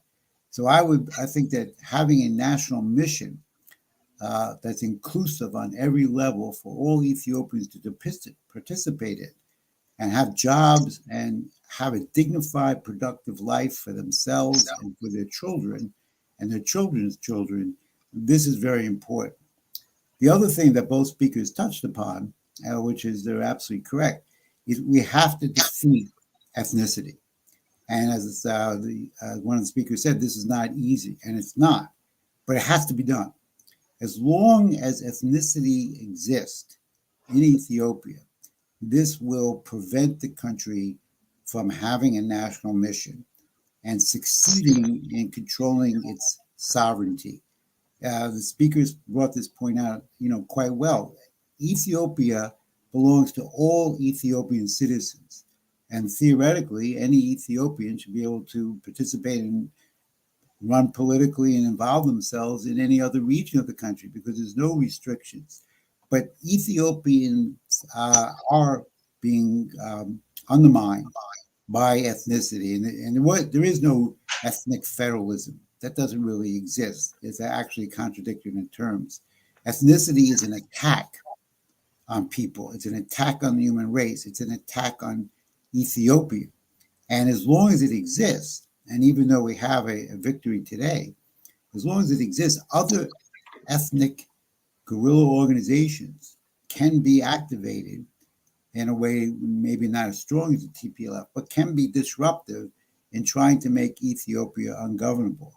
So there has to be a real discussion, as the speakers mentioned, a serious, open, maybe contentious discussion on what does it mean to be a citizen of a nation state, as opposed to a belief in some internal structure of an ethno-national state, which actually doesn't exist. And I also would say, finally, that the speakers are correct. The Constitution is a significant problem. It always has been, but it's only come to the fore in the last several years. The Constitution fails to define, as I read it several years ago, it fails to define an Ethiopian. It only defines groups, people, ethnicities. There's no definition in the Constitution of citizenship, one criteria for citizenship. And there has to be a principle articulated in the Constitution. I may be prejudicial because I'm an American, but I think not. I think the U.S. Constitution is unique from what I've read other Constitution, because it begins with a preamble. That preamble, which actually sets the principle for the mission of the United States for future generations, as it says, our posterity, is the most important single element. Other people say it's the Bill of Rights and other things. It's not. The preamble, because it gives a philosophical principle for the purpose of existence of what the United States intends to do. And I would love to see something similar coming from Ethiopia that defines the principle of their nation and that all citizens of the nation can aspire to. So I agree with you. This is a happy day for us warriors who've been involved in this. I've suffered a lot of attacks from the U.S. and people who oppose me, but I'm perfectly pleased, pleasantly pleased that having fought on the side of Ethiopia for these 2 years and that we've reached this point. But however, the oligarchy is not prepared to give up, and we have to really be prepared for what we will do to protect this victory and spread this victory and solidify this victory in a wonderful country of 115 million people that can lead Africa. Yes, and I definitely want to talk a little bit more about, the ethnic element, the ethnic federalism constitution when we bring in sociology professor Deresa Gidhacho. But I want to talk with you about what you just mentioned. By the way, Hope says, Mr. Freeman, thank you for all your kind heart towards Ethiopia. A lot of great comments in here for you. But I want to talk about this financial oligarchy. What do you think they're cooking up right now? Because I imagine they're brewing something. I would suspect there's a lot of rug chewing going on in the capitals of London and Washington. I mean, there's a lot of people who tied their wagon to the TPLF and engaged in outrageous comments and propaganda. And one of your speakers brought it out quite well. Genocide.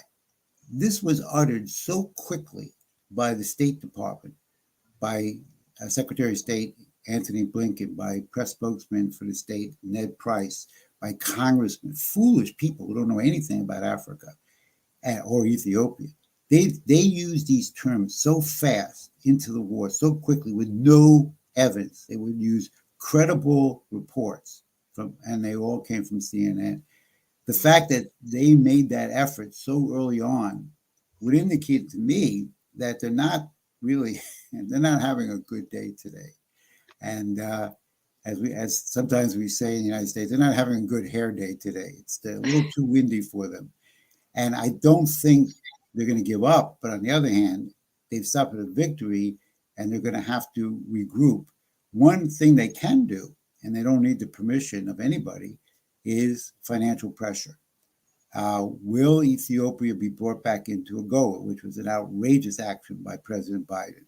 Will financial development money, which was prevented from being sent to Ethiopia, will that go on? Will they help Ethiopia in a system in the way that they need for economic development? And will the United States, after all these 3 years, finally admit that the Grand Ethiopian Renaissance Dam is good, not bad. It's good. It's good for Ethiopia. It's good for Africa. The United States has yet to make a positive comment on the GERD, which is somewhat irritating to me because this is going to be the biggest infusion of energy in sub-Saharan Africa. And they still have not said it's good, and there's still issues that they will try to bring up. And again, I've already read reports that the Egyptians are going to bring up the GERD at the COP27 meeting that's being held in their country next week. Yeah, really looking forward to if there's any changes in rhetoric. To your point, you brought up CNN. I was just looking at some of the headlines in mainstream media and the differences in the way people or outlets rather are reporting about this. Okay, so Al Jazeera's headline is Ethiopia's government and Tigrayan forces agree to end 2-year war. I think that's acceptable because it's Ethiopia's government. At least they refer to that. BBC says Ethiopia's Tigray conflict, truce agreed, a lot broader and more vague. Reuters says combatants in Ethiopia's Tigray war agreed to stop fighting. And then CNN says, as couldn't get more vaguer, warring parties in Ethiopia agree on a permanent cessation of hostilities. So Outrageous. they're not That's going not to let it go. that's not serious reporting. It's not warring parties. It's an elected government was able to establish sovereignty over all their people. And that headline, I I appreciate imagine. you. I'm glad you read it to me because I didn't follow what they said today, but it's typical of them.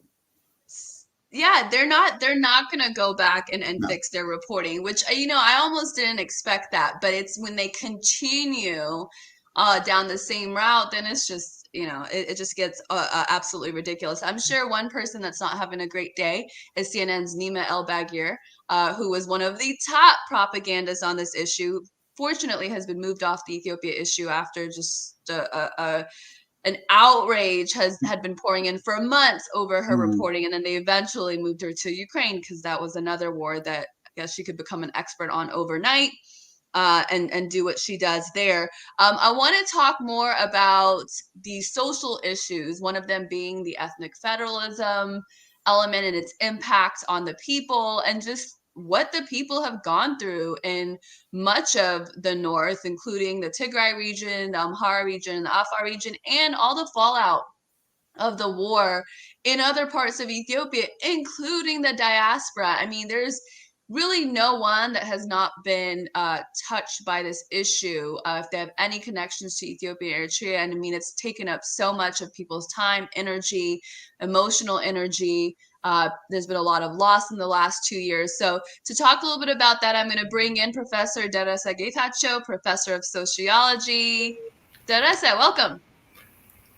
Hi, everybody. How are you? Thanks for having me, Hermela. It's a pleasure to meet you, Lawrence. I've read your articles and I follow you both on Twitter. So it's a Thank pleasure you. to join you. Thanks Thank for you. making the time. So this is a big day, big day. Absolutely. You never know when the day was gonna come, and that day is Yeah. today. Yeah. So give me your initial thoughts, Teresa, of what you think. Oh my God. So when we talked yesterday about you having me on your program today, we didn't know that this will break. And what a momentous day. I gotta be honest with you. I'm still processing what we heard and what this means. But my immediate reaction was a sense of relief and this huge sigh of relief. War is not. It's such a violent venture, and all of us, in some form or shape, have been brutalized by this whole trauma, Mhm. which has been unleashed on the entire nation since November 3rd, 2020. Of course, people in Tigray are at the forefront who've been victimized and who've been caught in the crossfires during the civil war. So were the people of Amhara and Afar. But the nation in general, and those of us, the Ethiopian diaspora and friends and allies of Ethiopia, folks like Lawrence, have been steeped, emotionally steeped in this war of not just the actual hostilities, but the information war and the propaganda war and how before we know it, we all turned out to be individuals who are out on the fire lines trying to take out all kinds of disinformation and misinformation and propaganda and broad daylight robbery of truths in the Ethiopian conflict. And that took an emotional toll on me. And I'm sure it took a lot of emotional toll on each and every one of us. So the very thought that hostilities have actually seceded, that they have actually ended today, and that this is a new chapter to at least resolve the crisis by way of dialogue, by way of negotiations itself is a huge victory for everyone, I believe, Hermela. And what do you think needs to happen on the ground? I mean, the social aspect is really, it's also really daunting. I'm not Yeah. going to compare it to the armed violence on the ground, but our Yeah. communities have been so strained in some ways. There's been people that have come together, across value lines and really coming together and working together to write this narrative. And so it has brought a lot of people together, us being Yeah. some of them, right? But Yeah. on another hand, it has broken up so many friendships and familial relationships, and those are the casualties that we don't even have the luxury to talk about because, Yeah. well, at least we're not in the middle of the war. So Yeah. what do you think we need to keep in mind from the Yeah. social aspect of how to move forward? It's such a difficult question to unpack and respond, but let me say a few things. I've heard Lawrence, and I've also heard Dereje talking about the idea of ethnic federalism, right? That one of the most fundamental challenges of the Ethiopian state. And it's interesting, this is such an old state that dates back millennia, prides itself to have warded off the colonial onslaught and imperialism of settler colonialism. But even today, we haven't secured a legitimate political contract, a constitutional arrangement between ourselves and our governors to say that we're all citizens of one nation. And what makes us a citizen is not whether we speak Oromiya or Tigrinya or Amharic, but a bundle of rights and a bundle of duties and obligations that we owe to the state, and the responsibility and the accountability of the state to the people of Ethiopia. We haven't yet realized Ethiopia suffers from a perennial crisis of legitimacy as a state, right?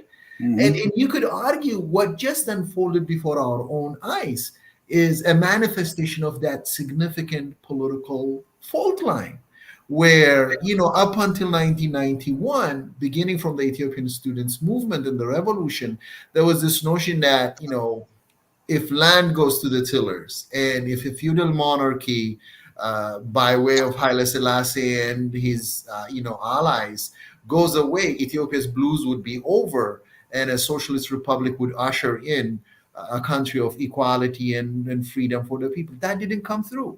What we ended up was a military regime which, on its face claimed socialism, but was through and through authoritarian and despotic and very brutal, right? And the folks who organized to push out that regime came in a different kind of ideological clothes where they were not only questioning the authoritarianism of the Derg, but questioning the very essence of what it means to be Ethiopian. And they embarked on this idea of a constitutional project where they say Ethiopia is an amalgam of nations and nationalities, and all of these are political communities. And for you to be an Ethiopian, you have to first be an ethnic Amhara, an ethnic Oromo, completely ignoring what happened in that country through millennia, decades of history of mobility, conquest, intercommerce trade, intermarriages, right? So our challenge in the short term is we have to get back to the drawing board and arrive at a political contract where even those who claim that Ethiopia should remain an ethno-federal state would have a day in the court of public opinion, would have dialogue, and would be able to input into a process whereby our next constitution would be drafted, not just drafted, but have public popular legitimacy, and this new social contract gets ushered in. But short term, though, think about the amount of effort that it requires to build back all of these war-torn zones, like the basic infrastructure, schools, hospitals, roads, and bridges, right? Bringing back people, a cadre of technocrats and doctors and teachers, and bringing life back to normalcy in Tigray, in Afar, and in Amhara. Not to mention, how do we heal? How do we restore? How do we reconcile with folks that we have been, arguing and engaged in all sorts of rancor and very, to be honest with you, very venomous political debate with? And the war has sort of dehumanized us and brutalized us in that sense. And we have to also have a place where we embark on this process of hearing each other out, forgiving each other, reconciling with each other, because I believe, a nation is not just, a document and a bunch of systems. It's also the people who live in that country. So it's such a colossal task, Hermela, but I'm hoping against all hope that we would turn a page here and we would summon that spirit of being, brothers and sisters of a country. Absolutely. And Lawrence, please go ahead.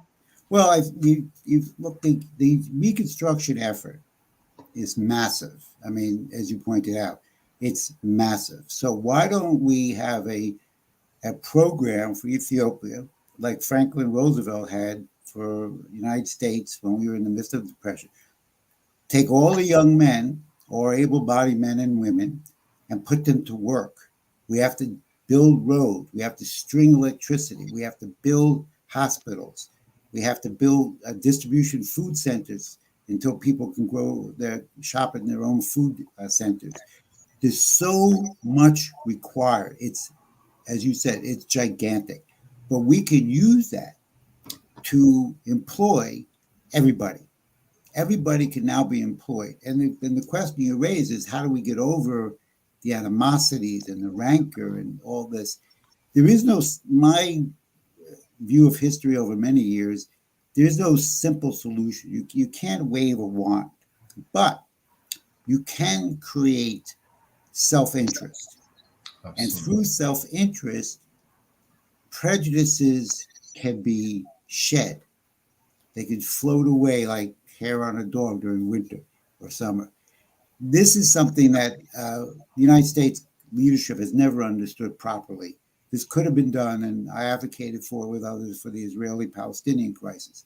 If you define a common mission, in this case, it's for the people of Ethiopia, then you'll have Tigrayans and Amarans working together. They may not like each other right away because there's a lot of water under the bridge, but they will say, my interest is the same as that guy's interest. And my interest lies in his effectiveness, just as his interest lies in my interest. The viewers may not know the history of Europe too well, but there was 100 years of religious warfare in Europe. And there was the Treaty of Westphalia in 1648. And it did many interesting things, including establish the concept of a nation state. But one of the principles was forget the past. Now, that's pretty hard to do. But the other was it established the interest of myself is the interest of the other. Yeah. And that is not something you can just simply preach. We have to make it happen. So mistakes have been made in dealing with conflicts around the world for the last many years after war. We have to have shovels in the ground. We have to have people working. We have to have people building. We have to have people employed in every area, working together, even if they don't like each other, for the benefit that it benefits their self-interest. So it's in their self-interest to work with other people. And over time, it's quite possible prejudices can be removed. But in the beginning, they won't be.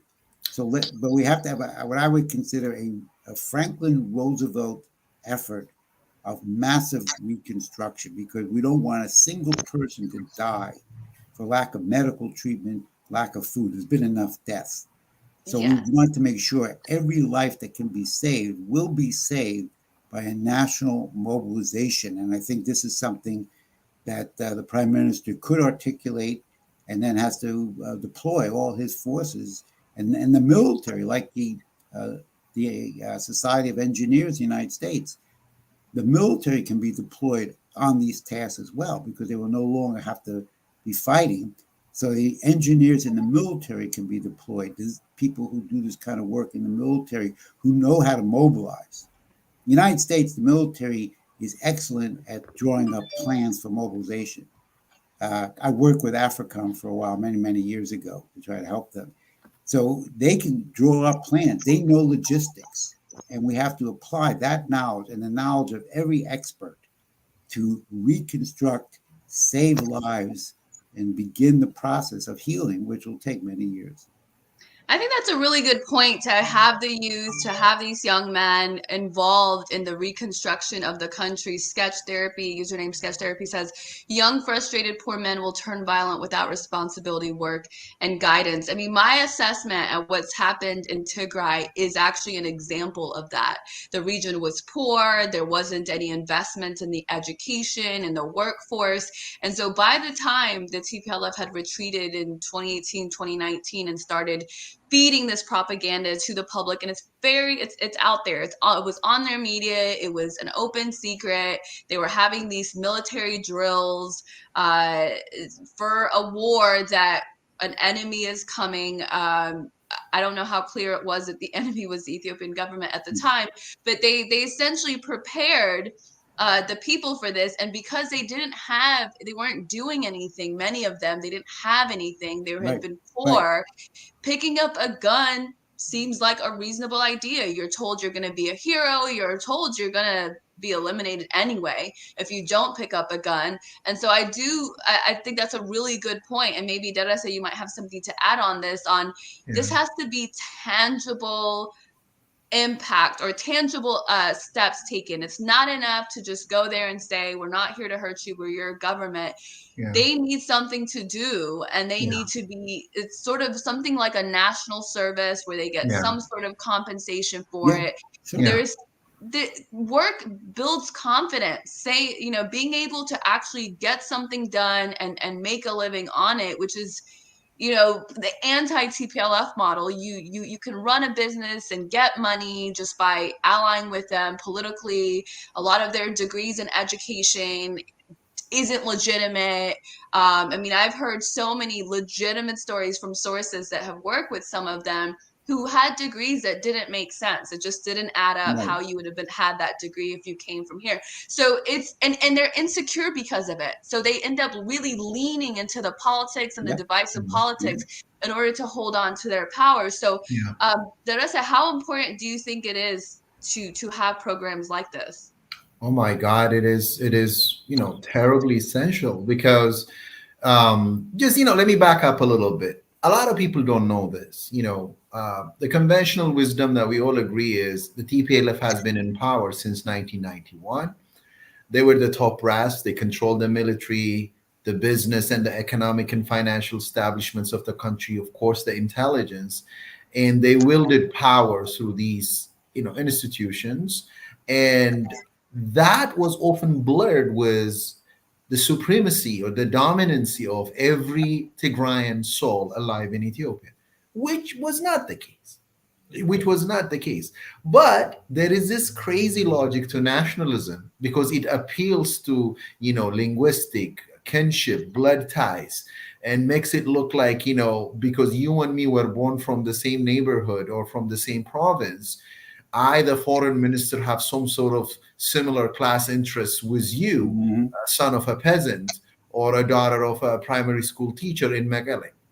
In real terms, these ordinary folk, these young people from Tigray who were slaughtered in this conflict, in their hundreds and thousands, did not in real terms benefit from all the wealth, from all the fortune that the TPLF top brass plundered through the decades. Right? And they became the cannon fodder for this senseless war the TPLF launched, like you said, Hermela, in 2020, but prepping the people for such an eventual march to Addis from the 2018 all the way through to 2020. So already you have a population which was not ahead of the curve in terms of education, in terms of economic and employment opportunities for the Tigrayan youth, in terms of mobility from Tigray, in and outside Tigray. I used to be a professor of sociology at Addis Ababa University before I came to the States to do my PhD. And I remember going to Tigray. This is in the height of Meles Zenawi's era. In Addis, you probably would have a handful of newspapers, private newspapers, which used to have, articles and viewpoints that challenge the government. But if you go to Tigray, it's radio silent. The opposition will not set foot in Tigray. If, Tigray was the most politically silenced province when the TPLF was dominant. And adding insult to the injury, people were always told, if we step down from power, then the Amharas will come, then the Oromos will come and get you. So literally making people a prisoner of fear, not even giving them, the breadcrumbs of what 3 decades of power and wealth brought to the TPLF. And now, 2 years down the line, we're trying to look at a country which is in tatters, Tigray itself, which is in tatters, and the minimal resources which are available are no more. So it is a huge, it would be a huge lift. It would be an enormous task to undertake, not just on the part of the government, but on the part of the Ethiopian public in general, and of course, even the Ethiopian diaspora. I think we are at that stage where we have to bury our hatchets. We have to put on a new mindset of to be honest with you, like Lauren said, it's hard to forget the past, but to imagine a new relationship with the Tigrayan public, even with the TPLF stalwarts, who are now going to be reinstated into Ethiopia's future politics, and then imagine a way by which we can rebuild and provide these opportunities for the Tigrayan public, and for the Amharas, and for the Afaris, and for other Ethiopians as well. But I don't think it would be helpful for the prime minister and the federal government, to just say, okay, peace has now arrived, and we will send whatever annual budget that Tigray deserves, and you are out on your own, tough luck, build by yourself. That would be a lethal mistake. That would be a lethal mistake. It would actually deplete the very little faith, whatever faith remained in the hearts of Tigrayan minds, about them thinking they are part of Ethiopia, right?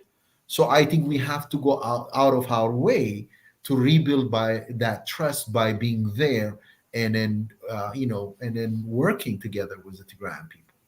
Well, let me just put a fine point on what I was saying, because this is absolutely the case.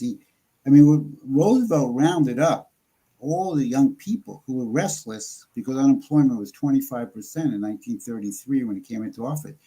And he built what was called the Conservation Corps. And he took these young people and they put them in camps outside the city. They gave them food. They gave them military training. Not military exercise. And then they deployed them and they built libraries. They built roads. They built hospitals. They built parks.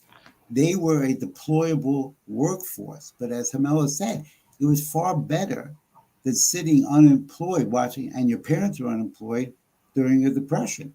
So this is a very clear way. So we have all these soldiers, these young people. We have to keep the army, of course, but we can make changes. And we also have the Tigrayan TPLF soldiers. These soldiers can get a paycheck, or at least food and housing, to begin the reconstruction process. The consequences of not doing it are very severe. The United States, Lincoln, of course, in his second inaugural address, said at the end of the war, malice towards none and charity to all. But he also had a very aggressive reconstruction program in the South. The people who followed him sabotaged that program. And I can say it as an American and someone who spent years and years in the southern portion of the United States, Alabama, Georgia, Mississippi, organizing farmers. The lack of a reconstruction program that Lincoln advocated, we are still suffering in the United States today. The South has never been fully developed, and that's a shame. But that is a result of not carrying out a reconstruction program. So if I was in the government of Ethiopia or advising the prime minister, I would put the priority of this kind of effort as top priority, and maybe try to establish some benchmarks. I would say the celebration of Adwa is only 4 months from now, March 1st of next year. So where do we want to be when we celebrate what we did in Adwa with the victory against the Italian army? Let's say now we'll have a real celebration on March 1st because we will have accomplished at least the beginning of a reconstruction. But if we don't do this now, if we just talk about it and put bureaucrats in charge, and we don't have a military sense of employing these people for reconstruction, you lose the moment. And if you lose the moment, don't be surprised if other forces step in and start agitating again. Absolutely. So I think this is something we have to win the government over to implement it. Absolutely. I think that I've imagined this day, and I thought, how am I going to react? And I always knew it was not going to feel like victory. One, because what was all that for? That was, so much unnecessary loss of life. So it doesn't feel like we won anything. And two, I think I knew in my heart of hearts there was going to be concessions that might have been, the TPLF allowing to be somewhat integrated back into politics. I think the disarming part was a non-negotiable, which they were, able to agree to. And so I love that March being sort of the other marker point of real change. This is the beginning of something.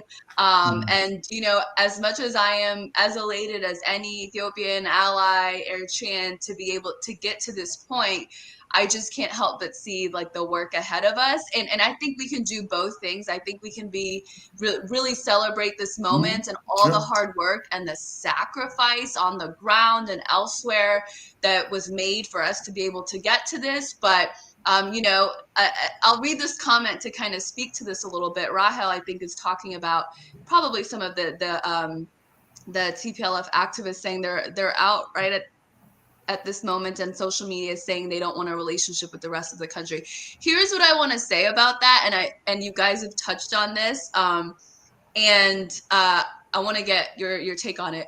There are two worlds. There is the TPLF supporters that were in Tigray, that were indoctrinated, forced, lost their lives because of this whole ridiculous venture that the TPLF decided to partake in instead of just working with the new government.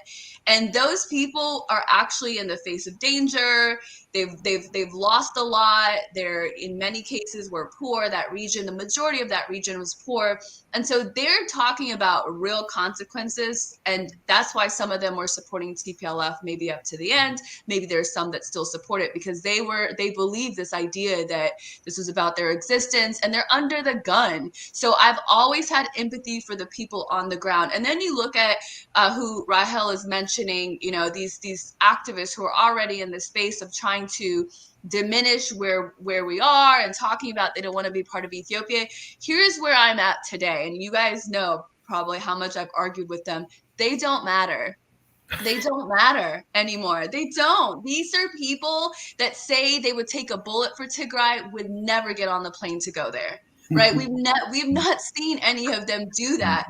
And I've spent so much energy hoping that they would shift. Some of them would see the illogic in it all, especially as new information develops. And so I say this not so much to criticize them, but to show what is possible when you actually have opportunities. These people have opportunities. They're comfortable. They have jobs. They're in a safe and secure place. So they're not going to go pick up a gun and go fight a war. So if we can provide a fraction of those opportunities to the people on the ground, they're going to look at whoever's trying to tell them to pick up a gun and go, no, I've got my iPhone. Like I bought Facebook, I'm making light of it a little bit, but it's true. Like they're not going to be able to do it. So, I just want you guys to have a chance to address Rahel's point. Is somebody funding these people or deploying these people? The way I look at it,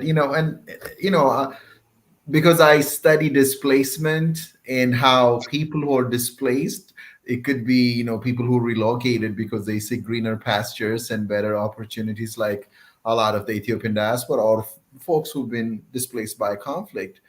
Diaspora politics has a strange dynamics to it. One of which, by the way, is what I call it's risk averse, right? Folks who say all kinds of things about, what the people should do, how they're going to march into Addis Ababa and how they're going to defeat Asmara, or they usually, spread all kinds of hate speech and venom, trying to assassinate people's character, or march on this impeaching, someone's integrity thing. If you've noticed, for one, like what Hermela said, They are far away, millions of miles away from the country, the conflict zone. They don't feel the pain, they don't bear the brunt Right. of the sacrifice that ordinary Ethiopians are going through.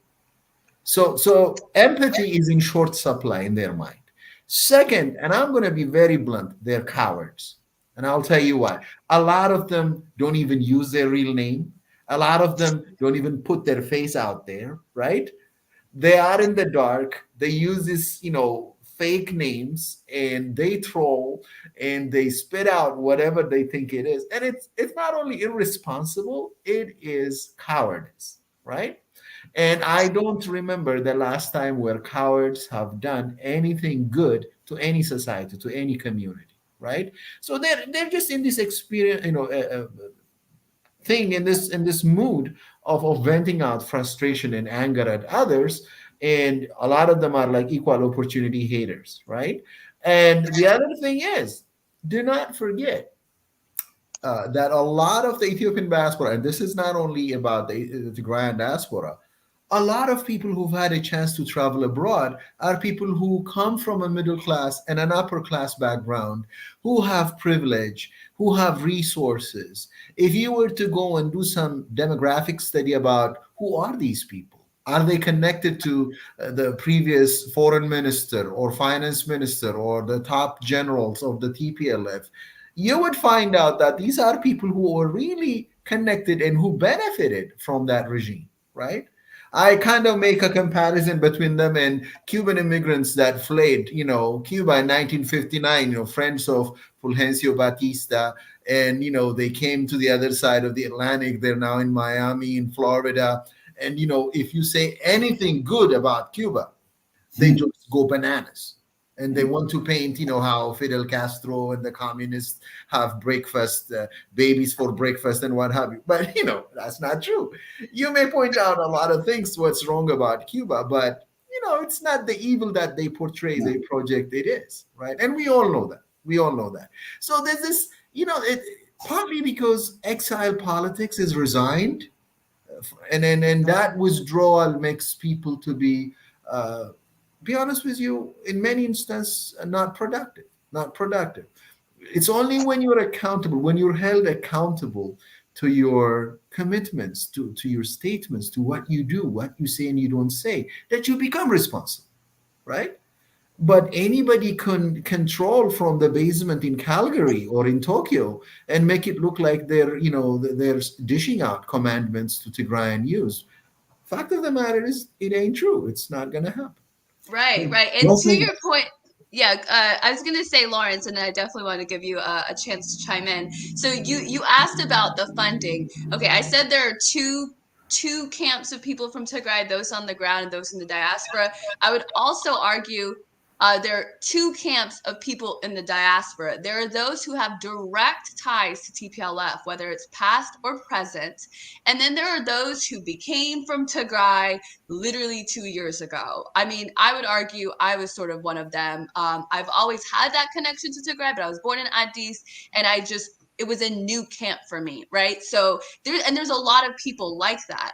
And I still have hope in some of those people because they don't have, a particular agenda they went into with. I think they just didn't have, like myself, the full context of how things were going. The difference maybe is, and this might relate to what you're saying, Dennis, about the cowardice, the lack of courage. Like, there has to be some courage to say, I didn't know, and that's why I went into this camp. I was told A, B, C, and D. They kept telling me that this was going to be over soon. I guarantee you a new wave of propaganda is coming from the inside. This isn't going to last. We're preparing all this stuff. And that's coming from the diaspora that has direct ties to TPLF and has an agenda.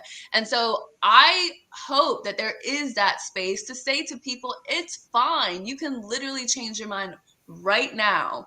And there's going to be so many people to defend you and say, we get it. There's a whole apparatus around this to make you believe this, and let's just move on. So I just wanted to add that about the funding and the element about the need for courage at this point for people to change. And I will add myself in this. Like, I am preparing for a time where there are atrocities that happen, or there are reports of atrocities that happen in Tigray that are particularly difficult to take in. I've never denied that there were atrocities, but I just didn't trust the TPLF to be the speaker of those victims. And it was always used as a political tool. The sexual assault was always about, oh, it was the Eritrean Defense Force and the ENDF and the FANO that did it. Any indiscriminate killings, oh, it was always the EDF. So it's really difficult to hear that and take it in and do anything about it when the very people that are speaking about it are the ones that have facilitated this war to make that possible. So I would, I am ready to have that moment where I say, there were real things that were, I mean, not that there was ever a question, but to really give Tigray and the atrocities in Tigray a moment. Now that TPLF is out of the picture, it won't be a political issue that these things happen to people that were not involved in the war. So a lot Absolutely. of things to say there. Lawrence, please, love to hear Well, what you think. from listening to both of you, these people, I'm gathering from your reports that these are people outside of Ethiopia. Yeah. This is diaspora in either the United States or Western Europe or so forth. So that's a factor in itself that they're not in the country. And I'm not prepared to say more now because I don't know enough, but it's not, there are agencies and public institutions and think tanks in the United States that thrive on manipulating these kinds of forces against the government under the quote name of democracy or freedom or human rights. And I would not overlook the fact that this may be an organized deployment where they're they're manipulating people, prepare for further agitation, for destabilization, for confrontation. So that's as much as I can say, on that subject. Yeah. But the South Africans did have some reconciliation after Mandela took office. It's probably, in my view, there were many mistakes made, which I've discussed with some South African leaders, but they did achieve some reconciliation that did not result in massive violence and recrimination. So we want to have reconciliation, and at some point, and you're a good person to do it, Hermela, because of your background and your knowledge, things that were done are going to have to be brought up because you can't just sweep these kinds of things under the rug. I don't know what the true figures are. The government, I mean, I've read Western propaganda, 500,000 people were killed, some say 700,000. I have no idea how many people were killed, to be honest with you. But I do think we have to go back to the emphasis of, yes, there has to be reconciliation, but we have to get shovels in the ground to save lives now, so we're not responsible for any more people dying as a result of disease or hunger. Absolutely. Yeah. I've always said that the TPLF being in place is getting in the way of justice for people in Tigray, because it's like having an attorney with a horrible record and like the judge doesn't believe him. So it's like the people behind that attorney, the victims are just never going to get justice. So I think this is a really great step for that. There's a couple of comments that are coming in. I want you guys to comment or to respond to in just a minute. But we'll take a quick moment to say, please like, subscribe, and share this link with everyone that you know. It's a big day. There's a lot of details that we've gotten in this announcement, but the analysis is coming from a lot of different angles.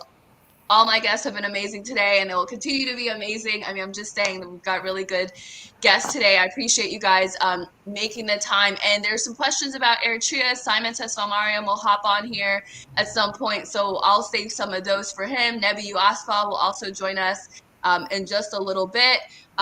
So we're taking a look at some of your comments, and Dennis, I don't know if you have any thoughts on the issue of what guys not being mentioned. Lawrence, I don't know if you want to chime in there. Yeah, to be honest with you, I think there was a lot of genius in the wording of the agreement. And I think the mediators have done a great job in making sure some of the details are not laid out in the agreement, and you have to do that as a mediator, because you know the political blowback that will come from all sides onto the interlocutors, be it the federal government or the TPLF, and you would like to hash out concrete agreements on what is going to happen on the issue of Wolkite, on what is going to happen about the presence of Eritrean troops in Ethiopia. Those things were not laid out in the statement, and I have to be honest with you, I'm glad they are not, right? But I'm sure there would definitely be discussions and negotiations that have happened on what the modus operandi is going to be, right? And but for me, Hermela, this is an internal matter. It was a regional dispute between the Amhara state and the Tigrayans on the one hand, and it could have been redressed by the constitutional mechanism which is already in place. The House of Federation usually listens to these disputes on both sides and decides on whether a referendum should be held, on whether people should decide to stay with Tigray, or whether they should decide to stay with Amhara, or whether they have to establish a new arrangement where that area happens to have its own administrative structure, which may not necessarily fall under the purview of any one of these two states. Personally, I prefer this third option for one reason: for peace, right? Both the Amhara and the Tigrayans are so emotionally invested in this piece of land that province have become something much more than a province, right? It's pretty much, it reminds me of the kind of war, another stupid war, we fought with Eritrea on a small piece of land called Badme. The war has never been about Badme. It has been about the political fallout between the EPLF and the TPLF. But Badme became a scapegoat. You could say the same about the Wolkite crisis, right? The Amhara say it has been part of Gondar and it has been annexed into Tigray by force. I am with them. They're right? But on the other hand, we cannot rule out the fact that there were a lot of ethnic Tigrayans who used to live in Wolkite and in Sagede while it was even part of Gondar, right? So it's not like in those provinces before TPLF took those provinces, there were no Tigrayans to begin with, right? And to be honest with you, as a sociologist, if you go to talk to Wolkaites, a lot of them are bilingual. A lot of them identify both as Tigrayans and as Amharas, right? And it's only when this ethno-federal arrangement was superimposed on that society, they now have to choose between the two of them, as if these identities are mutually exclusive. Right? A lot of people ask me this question: how would you like to address the Wolkite question? Should it be with the Amhara or should it be with the Tigrayans? And my answer, my retort, and a lot of people don't like this, but I'm going to say it anyhow. I'm not going to address the question. I am going to make the question irrelevant. And let me explain what that means. We have to arrive at a political consensus where being on the Amhara side or on the Tigrayan side does not make any difference for an average Wolkaite or an average Sagedi or an average Alemte, right? Think about it, so these borders have become so politically relevant. It sounds like people are literally migrating from I don't know where, Mexico to America, or from Poland to France. No, I mean, these are communities who have intermarried and who lived together for ages and who used to trade with each other, who used to cross rivers and then have relatives and cousins on the Tigray and the Amhara side. The Wolkite problem is a byproduct of the ethno-federal arrangement. It's not the cause of the conflict between the Tigrayans and the Amharas. It is a product of the conflict, right? So how do you resolve a problem? You don't resolve it with the same state of mind that the problem is created. You have to think out of the box, right? And that for me means, like I said earlier, going back to the drawing board and thinking about how can we reform. I don't think we can totally dismantle the provinces which are around now. for practical reasons, because we have a political elite which literally has fashioned itself and its constituency along these regions. But we can make amends. We can make amendments. I heard Lawrence talking about the Constitution and how the Constitution, the US Constitution, you know, to begin with, came up with this idea of America is a group of people who identify themselves first and foremost as Americans. But we know when the founders were talking about all men created free and equal, they literally meant men, and they literally meant white propertied men. So black folk, women of all colors, gender, sexual orientation were not part of that scaffolding, right? And so how did the US sort of started to expand its franchise and started to deliver, even though it's a long process and it's taking time and there's much to be said about how flawed American democracy is, it made progress because it kept on amending this living document, right? We can do the same about Ethiopia. Mhm. Yeah, and I think your point there too, the parallels is that you do need to change something in the documents, but just like your point about equality and fairness in the US, there are things that are in the law that are not implemented, and there's a social change that has to accompany it for it to work. And so as much as I agree with people, I think the ethnic federalism constitution is just completely ridiculous. I look at what's permeated into the society and think, yeah, even if that changes, though, there's a re-education and reconciliation that needs to happen. And Voices of Reason is a great group that works on the Wokite issue and has been working on it for a very long time. And their solution is what you're saying, that I said, both groups of people, the Tigrayans, the Amharas, need to be able to live on that land together. It cannot be Absolutely. solved by saying, this is Amhara land and they annex it to Tigrayan land. Now, justice means it goes back to Amhara land. I think we're so far away from that. Lawrence, I'm going to pose this last question to you. You can respond to the issue of Wokite, but also I want to get Letty Weldu's question in here. Do you think that there will be immunities to the highest level TPLF members who confirmed economical and political crimes against Ethiopians? And so will they simply continue to live a normal life? What's to be expected based on precedent in other conflicts? And Well, this is an extraordinarily difficult question, because somehow there has to be some balance of judgment over certain people who carried out a policy, as opposed to those people who directed or thought up the policy and carried out and employed others to carry it out. There's a famous trial in Nuremberg, Germany after World War II, where the United States was a prosecutor against those who committed, not against those just who committed the crimes, but the people who were behind the idea of the crimes. And the indications are we let a lot of people off who were actually the real culprits in the operation. One individual, Hayama Shak, was let off relatively easy, even though he was involved in the actual genocide in Germany and the economic policies and war policy.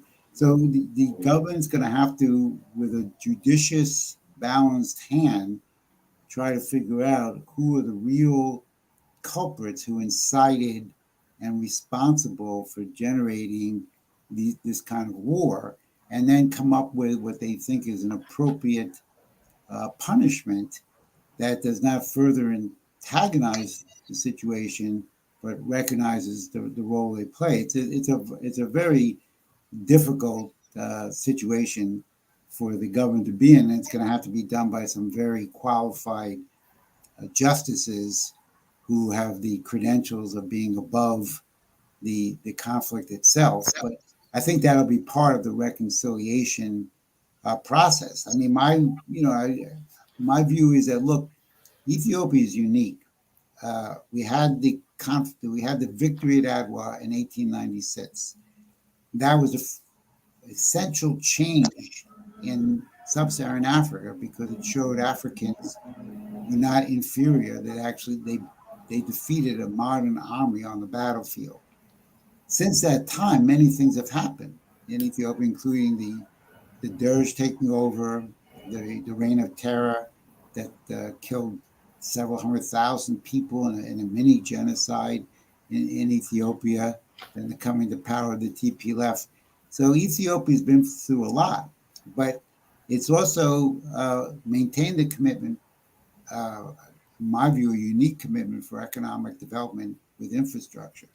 And now they really did something unique, which is unique in Africa, is that they settled a war in a peaceful manner by Africans. And I don't know what the opposition was by the US, but I'm sure there was some.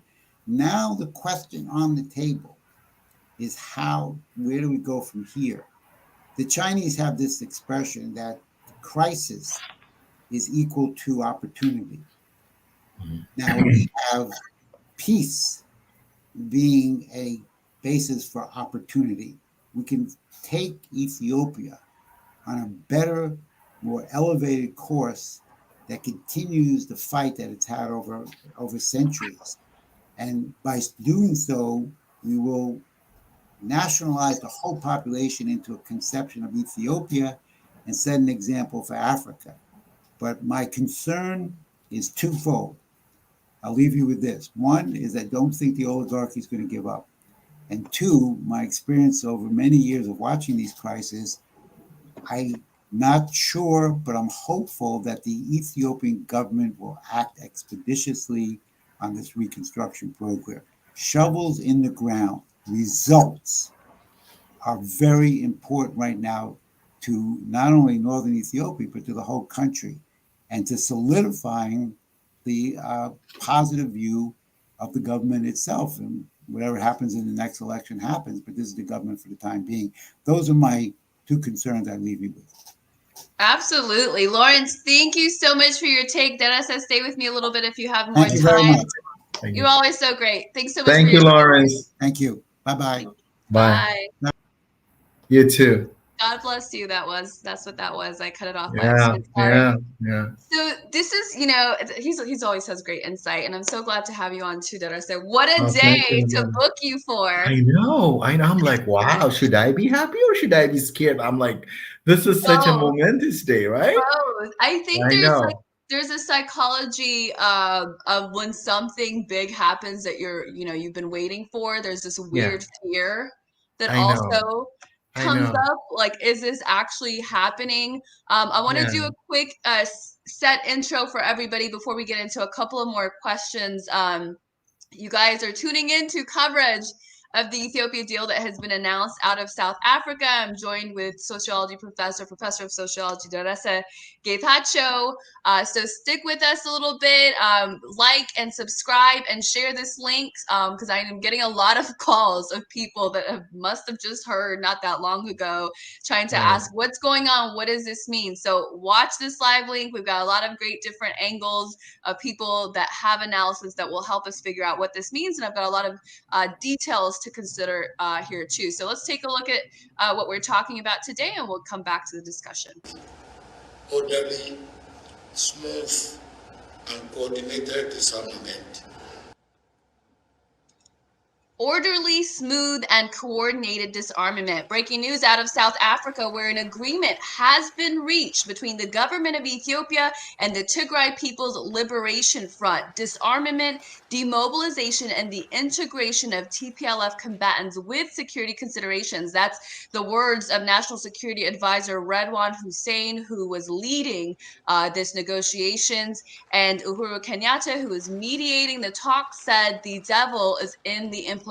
So I've got a few details for you guys about what's in this deal, and I'm joined by sociology professor Darasa Getachew to analyze some of these elements. So the deal includes that the TPLF has agreed to disarm completely within 30 days and to get rid of their heavy armaments that they have left in 10 days. They have agreed to recognize that there's only going to be one armed force in the country. They will let go of their role in Tigray, and there will be a transitional government that is put in place with the plan of having an election eventually with the National Election Board presiding over that election. There's other political parties that will be able to be a part of that. It will not just be a one-party election like we saw in September, and it will be a constitutional election.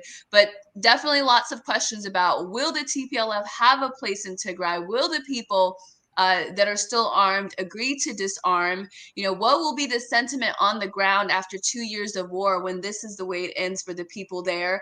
And just many other issues that I think are worth discussing. And Teresa, one of them is, and I suspected that this would eventually be a concession, is the TPLF remaining as some sort of a political entity. And as Dereja Demise, the attorney we had earlier, said, well, even if you dissolved it, what does that really mean for those who still buy into the ideology? So how do you process that element that the TPLF is allowed to continue as some sort of a political group?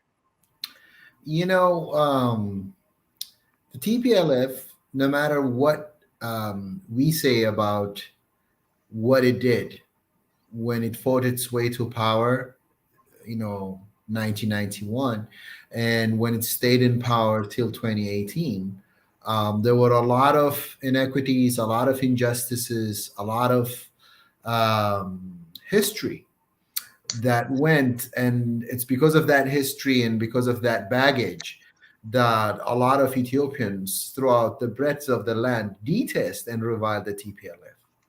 But that should not mislead us, Hermela. It should not mislead us. We should always remember that in the psyche of the Tigrayan public, the TPLF is an organization which was born among the Tigrayan peasantry, which rallied and galvanized resistance, armed resistance against one of the most repressive and ruthless regimes from 1974 to 1991 in Ethiopia. And its victory and its ascent to power is popularly perceived by the Tigrayan public as a success of their own children, as an accomplishment, a huge fiat of their own children. And the fact that the Tigrayan elite have come to the apex of power in this multi-ethnic body politic called Ethiopia, mind you, the last time it did that was in the 1800s before Menelik, when Emperor Johannes was in power. There's a lot of nostalgia, there's a lot of pride, there's a lot of association, attached with the idea of TPLF and Tigrayan nationalism, right? How that boded out, how that played out for the rest of us is a whole different issue. It is a moot question. But that is the assumption on the part of the Tigrayan public. And part of the reason why ordinary masses, people from all walks of life in Tigray have been mobilized and have joined the ranks of the TPLF when the war broke out was they felt like the TPLF was under assault, so Tigray is under assault, right? So there's that strong attachment and bond with the TPLF, and it's not easy to undermine and to dismantle that and to think of Tigrayan political life in a post-TPLF mode, right?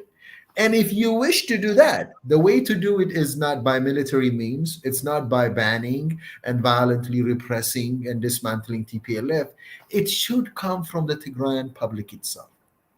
Now, I'll tell you what my anticipation is.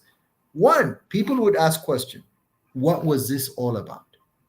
Why did you tell us that we have to start a war on November 3rd, 2020?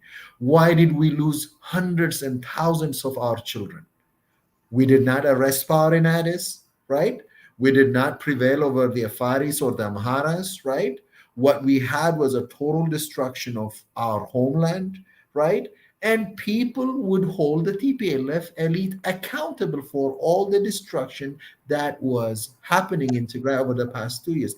That is a massive loss to the legitimacy of the TPLF, right? So, say 1 or 2 years down the line when elections are held, I don't think ordinary Tigrayans would root for TPLF the way they used to in the past 3-4 decades. And when that election happens in an environment where it's organized by an international electoral board, that chances are it would be free and fair, that the opposition would have a lot of leeway and a lot of opportunities to go, to organize, to rally the public, and to debate and dispute the legacy of the TPLF. And it will not be one of those sham elections that the TPLF used to pull for 4 decades, right? So for me, the demise of the TPLF lies in the hand of the Tigrayan public itself, and the jury is out now. The verdict will come pretty soon, right? And in a sense, I'm happy that this agreement was not maximalist, that the TPLF stalwart and TPLF as a political outfit itself now had its last lifeline, and we will see whether it would stand the test of time and whether it would stand the test of Tigrayan resentment, given what it dragged the population to over the past 2 years. Herman. That's a good way of putting it. You're glad that it was not maximalist. I think Hannah speaks to that. Just glad the guns will be silent. I agree with you. I think if all of the work is done for the Tigray people in terms of just taking the TPLF out of the picture completely, first of all, I don't think that they would feel like they owned that decision, obviously, right? But that they might think that they're missing something by not having been a part of that decision, and we would be in this sort of perpetual conflict state, because if the Tigray people specifically don't reject the ideology of war and division and poverty and greed, then it's a half solution. So I love that point. Dada said, thank you so much for your insight. Really appreciate it. Hope to see you again. Oh my God, Hermela, I have to tell you this. For one, much respect to you, to your mom, about being fierce and fearless and speaking up, not just for the people of Tigray, but for all Ethiopians. And despite all this resentment, despite all this criticism, despite all this resistance, and then sheer head coming your way, you just you are so courageous, you are so audacious, and you stood up for truth. You did not stand up for any ethnic group. You stood up for truth. So much respect to you, my sister, and then just more power to you, and I wish you well, and thanks for having me. More power to us. Thank you. That was so Appreciate kind. Thank you for the kind words. See you soon. You Bye-bye. too. Ciao. Bye. All right, thank you guys for tuning in. We've got more to come. Nebiu Asfaw and Dr. Simon Tesfamariam are in the wings. We're going to have some analysis with some No More movement leaders. What does this mean? I think is what a lot of people want to know. What does it mean for Ethiopia? What does it mean for Eritrea? What does it mean for the issue of Walqait? And where does the U.S. Stand in all of this, and what we can expect in the future from the U.S. as it relates to this conflict? So without further ado, let me bring in Nebiu Asfaw and Simon Tesfamariam, and let's get right into it. Hey, guys. Thanks for making the time. Whoa, what a day. Okay, let's go through just initial feelings. I'm going to start with you, Nebiu. Surreal. I just, surreal. It just 2 years, almost to the day. Of this roller coaster ride, and this really been a very stressful 2 years. And I just feel optimistically happy and relieved. And one chapter appears to be closing, but really at the same time ready for the next chapter and the next struggle. Absolutely, Dr. Tesfamariam, your thoughts? Yeah, this has been an incredibly turbulent last 2 years. Enormous amounts of suffering for so many people, the entire peoples of the Horn of Africa, but in particular the people of Tigray, the people in the Amhara region, Afar regions. The war was incredibly lethal, led to great death and destruction, and it's going to take a long time to repair what was done. And so I want to offer just my condolences to all those who lost loved ones, and these we cannot forget what the cost that it took to liberate Tigray, and it's an ongoing process. So it's, what's the word here? A bittersweet feeling, So there's a feeling of for a feeling that congratulatory thing is feeling the loss and remembering those who lost their lives to make this day happen. Yeah, absolutely. I mean, that's sort of a mix of what you both are saying is how I feel. First, it's this sort of skepticism that comes from having dealt with an entity like TPLF that just lies over and over. So even when you're hearing the things that you want to hear about disarmament and the demobilization and the integration of some of the TPLF combatants back into society, my first thought is, are they going to be able to hold up their end of the bargain? But I will say what has become already a clear victory to me at this point is the fact that the TPLF had to go to the table to solve their issues, had to agree to disarmament, at least in writing. And what that says to the quote unquote international community, to the mainstream media outlets, to the think tanks that have been trying to paint this conflict as a part of these two essentially rebel forces, when in fact it was a rebel force that was part of a regime for 27 years that was fighting an elected Ethiopian government in these negotiations. While I don't think the word rebel was included, I could be wrong. The fact that there was a government of Ethiopia on one end was something that could not be ignored, and that was written all over the documents. And this is far away from where we were a year ago, where we were 2 years ago, in terms of the narrative. Nebiu, what parts of the agreement stand out to you? I mean, there's 30 days to disarm, 10 days to disarm any heavy armament.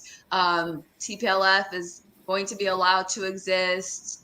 Elections will come eventually, transitional government. What of any of those elements or others stand out to you?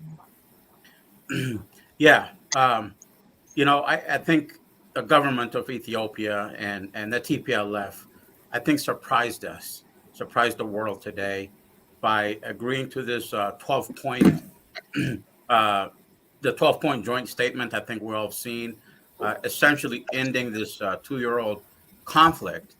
One thing that really stood out to me with the agreement, at least on face value, is that it respects the sovereignty, territorial integrity of Ethiopia, upholding the rule of law, which is a significant concession from the TPLF, as that can be reaffirmed, and reaffirming that there is only one national defense force in Ethiopia, essentially, agreeing to disarm, and at a speed that really is astonishing. Within 10 days, the first phase, and then within 30 days of complete disarmament. And then in exchange, the government of Ethiopia agreeing to reintegrate TPLF rank and files following the condition of the complete disarmament, demobilization, which has been what Ethiopia has been requesting this whole time. This has been a senseless war. It should not have happened. The TPLF chose violence to settle their differences, and it took 2 years to really convince this entity that violence is not the way. And while I'm just really happy to see this end, it took just a signature, a strike of a pen, to end the suffering. Just to think that this didn't have to be. The hundreds of thousands of people, that millions that were displaced, the people in Tigray that just suffered for this 2 years, that were forced to give up their children, the children that were driven to the front lines as human waifs, the mothers who are still crying over the loss of their children, the child that went hungry, and the people in Amhara that were invaded, and for months, where their women were raped intentionally, their schools burnt, their hospitals burnt, and just completely degraded, that it's going to take another 20 years to rebuild that place. The same thing in Afar, the humiliation that people faced at the hand of the TPLF. just to realize that all this did not have to be, and that it had to take all this to get to this is really hard to fathom when I think about it. And but Ethiopian people, with our friends, our brothers and sisters up north in Eritrea, and the allies that really stood with us during this time of difficulty, let us remember how difficult this 2 years has been as the entire world turned its back on Ethiopia. I should say the entire Western world, particularly, turned its back on Ethiopia. Global medias left and right conspired to really demonize this nation. The fate that faced Ethiopia was the same fate that Libya faced, or Syria faced, or Iraq faced. You know, just to sit here and think that we averted that as a nation, I mean, that's huge. It just takes my breath away that we triumphed, we prevailed. And just really so grateful for the nations like Eritrea that stood with us in this difficult time. It's just very grateful. And another thing that before I wrap up this comment, Hermie, that really was telling for me in this statement that was released is who was acknowledged for this peace agreement was the African Union, the South Africa, and the Africans, the elders that were part of this peace negotiation, not the observers, not those that were intrusive, not those that were intervening and really continuously giving TPLF hope and enabling the TPLF and causing this war to last this long. They were not called out. They were not acknowledged in this joint statement. Also, the Prime Minister of Ethiopia released a statement in which they were also left out. So this tells you that an African solution was found for an African problem. And I think that in the implementation of this peace agreement, as long as we stick to that motto and keep out the intervention and those that want to put their foot on the scale, as long as we keep that out, and that's going to require more unity and guts and fight from us. But I think we can get there. It wasn't conceding that got here. It wasn't giving concessions that got here. It wasn't releasing TPLF criminals from prison that got here. What got here was showing resistance. What got here was saying no more. So I think it's great. And, I just call on all of us to celebrate this moment briefly, but there is a lot more work ahead. Absolutely. I think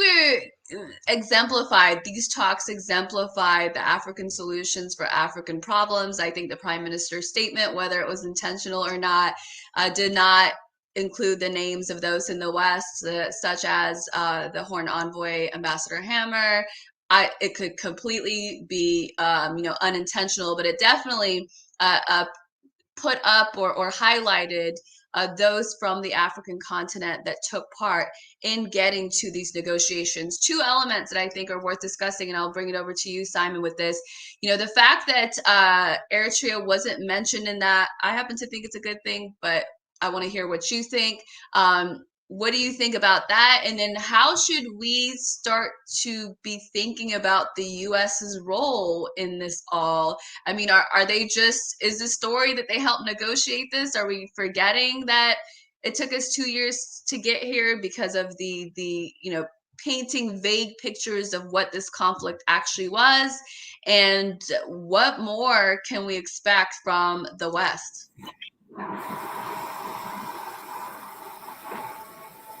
So I believe that Eritrea not being mentioned is significant and shouldn't be overlooked.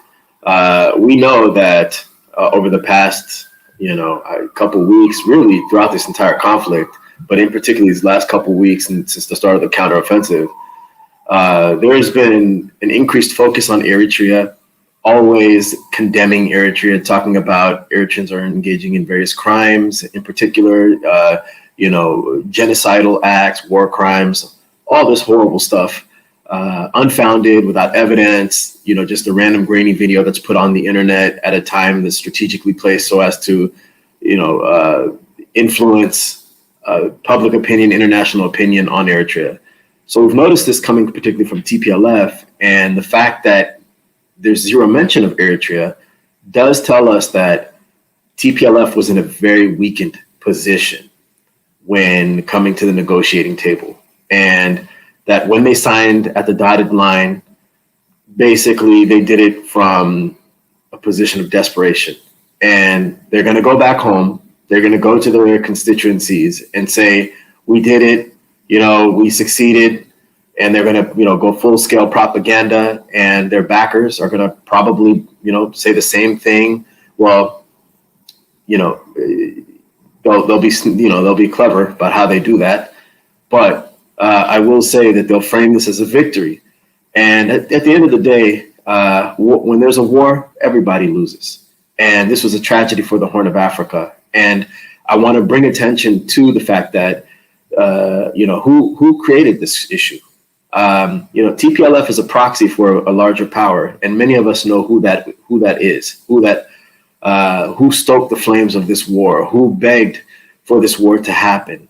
And I think that's what we need to be focusing on. And I think with the No More movement, we brought attention to that very fact. And we never lost sight of the issue, the major problem at hand. We said no more to, to war. We said no more to disinformation, division, and war.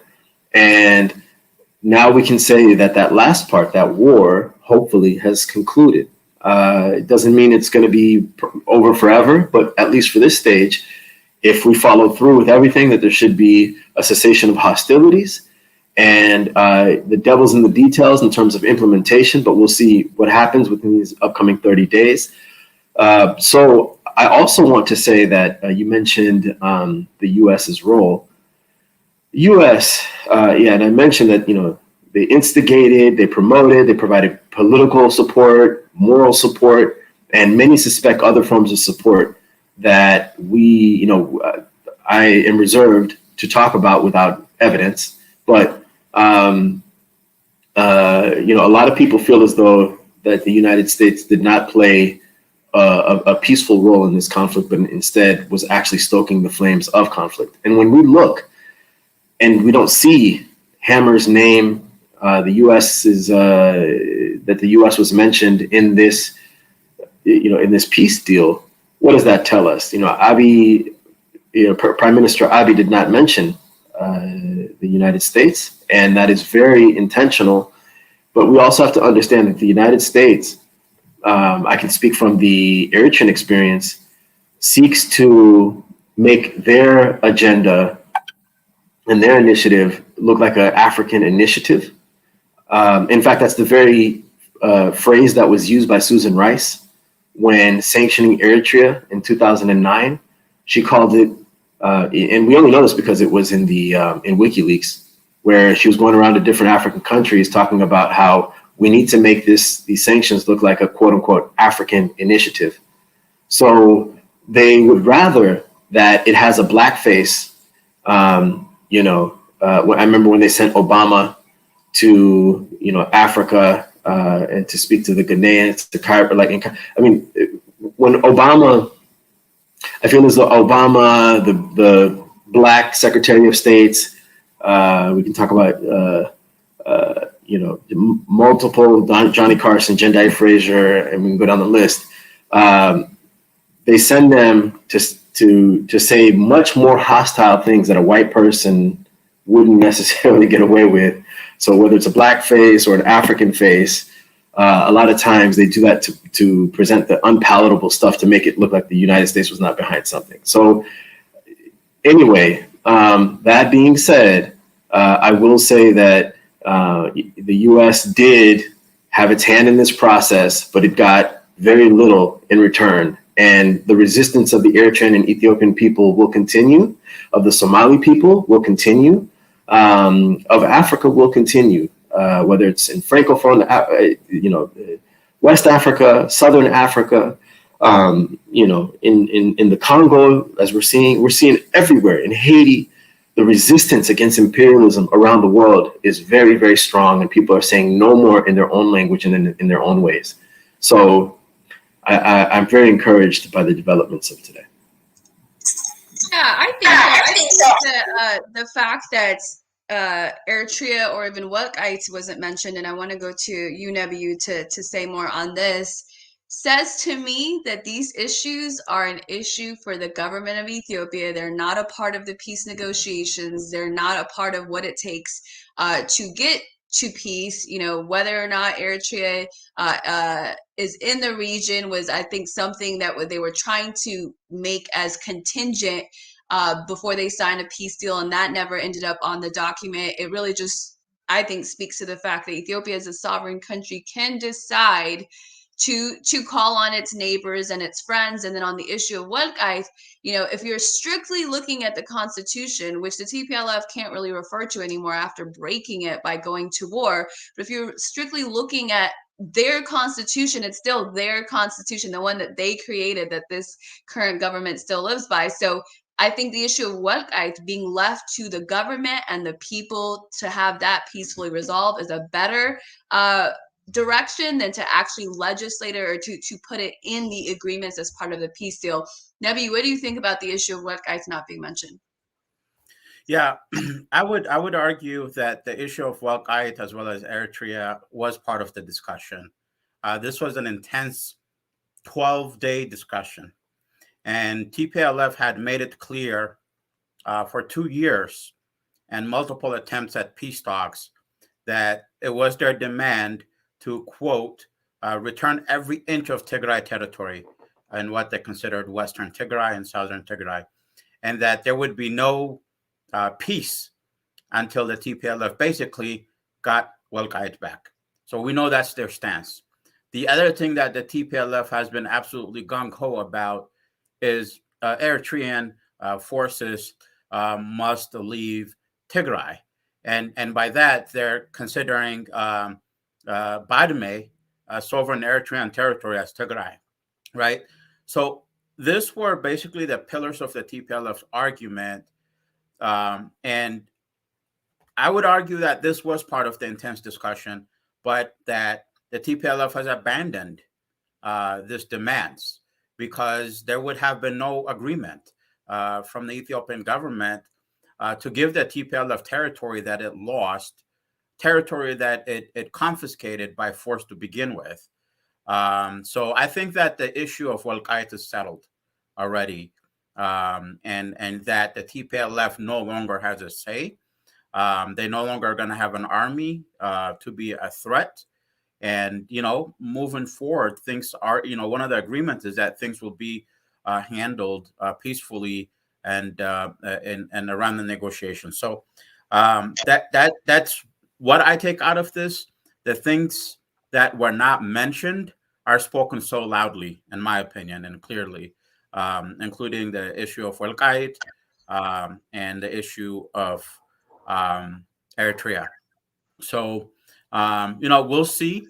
TPLF is very well known to be like a clickbait. They show you one thing and they do another thing.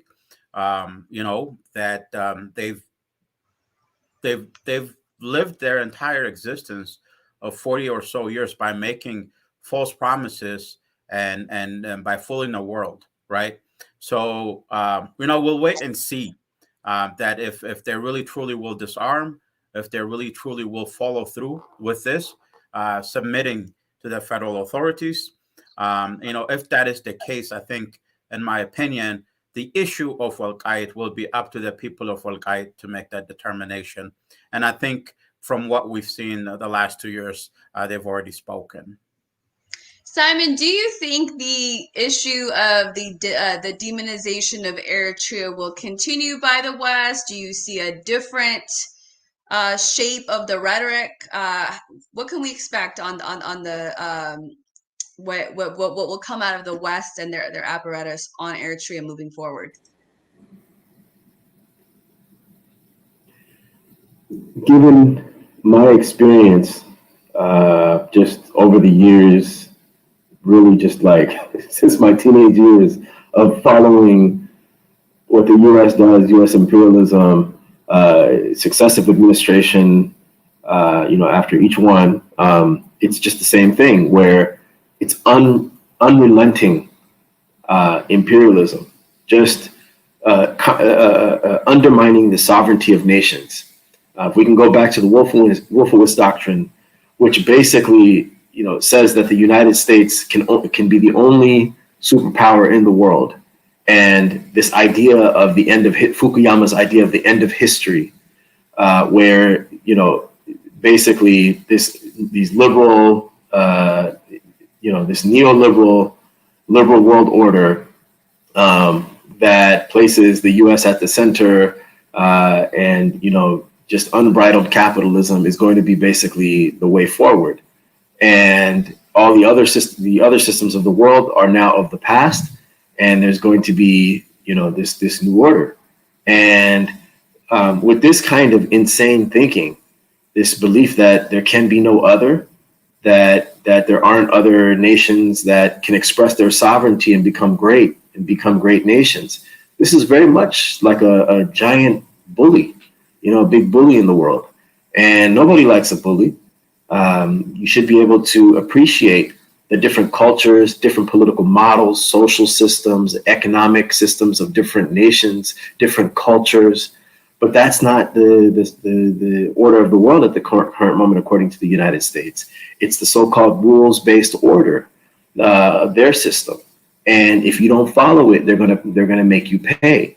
So the question is, do the Ethiopian people, the Eritrean people, the Somali people, all African peoples, I'm looking at particular places like Mali and Burkina Faso and all these places that are basically saying no more, do they want to be sovereign nations? Do they want to, when they're coming out of various conflicts, do they want development on their own terms? Do they want to be self-reliant? And even if they say something simple as, all we want for our people is free education, free healthcare, we want that to be something that is equally distributed, equitably distributed across society. The United States may say, no, we want the multinational corporations to be able to get the first dibs on this industry, on this resource, or whatever. And so if you have any ideas of justice, if you believe that the people should have access to these things, that these are resources for the people, then of course they're going to challenge you, because their order is the order of the world. It's the rules-based order that they determined. So coming out of a conflict, a very serious one like this one, with the TPLF, which is declared a terrorist organization, not only in Ethiopia, but also by the US government, Homeland Security, which calls it a Tier 3 terrorist organization. How is it that they're going to accept Ethiopia's sovereignty when at every moment prior to this they have challenged it? And so we're going to see. I don't believe in cynicism. I've said this before. I don't want to be cynical. You should be optimistic, but you should also be, practical and plan for a future of resistance from the United States, unfortunately, and that you should be pushing for Ethiopia's sovereignty and become the proud nation that Ethiopia should be. Same thing with Eritrea, Somalia, and all other African countries. And let's talk about the terrorist designation. So part of the agreement is that the TPLF would be delisted as a terrorist organization in Ethiopian law, as long as, according to Attorney Daraja Demisa, as long as they actually hold up their end of the bargain in this deal. I'm not going to preface it with anything. Nebi, what do you think about that? What are your thoughts? So, there's mixed feelings here, and I've been looking at some of the online commentaries from some people that justice has not been served because this people that created all this havoc are gonna walk free, are getting amnesty. But if that's the price we pay for peace, others would say that's okay. So the terrorist designation, what is the purpose of designating an entity as a terrorist organization? It is to basically help, that designation of terrorism. It has with it a series of repercussions, sanctions, and other things that would contain or attempt to contain that entity from causing more harm, right? So if the TPLF goes through with the condition of disarmament, demobilization, and dismantlement as a rebel force, they would no longer be in a position to cause physical harm, or at least commit more terrorism, right? So I think if the conditions are met, lifting of the terrorism level would be okay, in my opinion. But what the atrocities they've committed and in which they've carried themselves and treated the Ethiopian people in the Horn of Africa over the past 30 years, that still makes them a terrorist for life, in my opinion. That's not going to go away. But whether or not they would actively be terrorizing us going forward, if that stops, then the label should be lifted. That's okay. That's what I would say about that. And Simon, this issue of disarmament, and I want to get both of you guys' take on this. It sounds easy, it sounds good, but what are the practical considerations of moving into disarmament? I mean, what do you envision are some of the steps that are required for that to actually happen? I have to say, I'm not necessarily an expert on disarmament. I think that's a very technical expertise that I do not have. But I will say that the implementation of such a process is, it's all in the implementation, and we're going to have to be hyper vigilant about how that happens in particular. So, the time, I think that, there's a 30-day time frame, and a lot of us have not had a chance to actually look at the exact details of the agreement. I've heard there's a 10-pager out there, other documents that are circulating. I don't know what's true and what's not, but when this comes, into our hands, we'll read it carefully and figure out how this process should unfold. But I really do believe that, this, we just have to be very vigilant without being cynical. Can you say more about that? And not necessarily as it relates to just disarmament, but what should we be careful about? I saw that we talked about Daniel Kibret's tweet, which essentially said, forgive but don't forget. And so what do we mean by that? I mean, what are, like I said, this is a day to celebrate in so many ways, but I just also can't help but think about some of the things that we should be on guard about. Yeah, I believe that. I mean, I agree. That we should be able to forgive. I've said in the past that forgiveness is something that is for you to be able to move on. To carry a light heart, to be able to move forward in the world without a feeling of judgment and all these kinds of things. You have to be able to let go, and so forgiveness is an important process, an important thing that you need to do to move on. But it's not like we're goldfishes. You can't forget that something happened, and so what that does is it's just it shouldn't. I don't know if it should draw an emotion, but it's just like, okay, that happened, and you just move on without judgment. That's what the not forgetting part is. So you forgive in order to move on and not have these intense emotions and grudges and all this kinds of stuff. But you remember, or you don't forget, so that you just know, just as like a data point in history, that this had happened. That's all. So don't judge, carry a light heart, move forward, reconcile, be compassionate, as mentioned the other day, be patient, and be open-minded, because we're not going to be able to progress in the Horn of Africa without these things. Yeah, absolutely. Nevi, you just take a quick break. I mean, I think that's worth considering. As we wrap up, are there any other points of the negotiations or the agreement that stands out to you? I mean, we're talking about the TPLF going back into the political fold. There was actually a question. This is, I guess, we would be speculating here, but there is a question of, what's going to happen to the TPLF leadership. Are they going to face any sort of justice?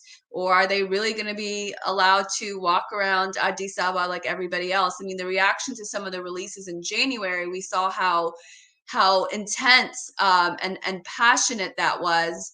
And so how do you think the people, because I always think about the people on the ground in Ethiopia, how do you think they're going to react to the idea that TPLF may be back in Addis, or some leadership maybe back in Addis to some degree? Simon, I'll go to you first, and Nebi, you please chime in after. So I think this is such an important point. We need everybody to really have an open mind in terms of being able to, how do I say this, to accept. This is not an easy sort of thing to express. I really feel as though reconciliation is on the corner, or is around the corner, and we're going to need to have a light heart. We're going to need to be, as I mentioned, compassionate. We're going to need to be patient. We're going to need to be open-minded. But what I'm seeing online is a lot of unnecessary language, and it's a very emotional time. A lot of horrible things were done. And no matter what side of the conflict that you were on, we have to understand that it's going to take time. And so it has to be one of these things where the language has to be very moderated. People are using very strong language, and I think that we should not be antagonizing anybody who fell victim to TPLF, who fell into their propaganda, who maybe did not understand another way outside of TPLF because they blacked out media other than what they were saying, kept these people hostage and did horrible things. And eventually at the end, the people kind of understood because they saw defeat was imminent, maybe, or other factors. And so they were giving up TPLF. But there may be those sympathies there. And it's going to take time. It's going to take time for them to see, that they need to see, they need to have a vision of tomorrow in Ethiopia, because of what TPLF was saying, that, Ethiopia is basically trash. There is no such thing as in Ethiopia. It's basically what they were saying. So, and there's a lot of contradictions in that stuff. So we're going to have to explain this. We're going to need a lot of public education. We're going to need to put out a lot of information for people to educate. And so if you see someone who is of a different background, a different ethnicity, different clan, different whatever than you, to moderate your language, to really be open-minded about accepting them for who they are.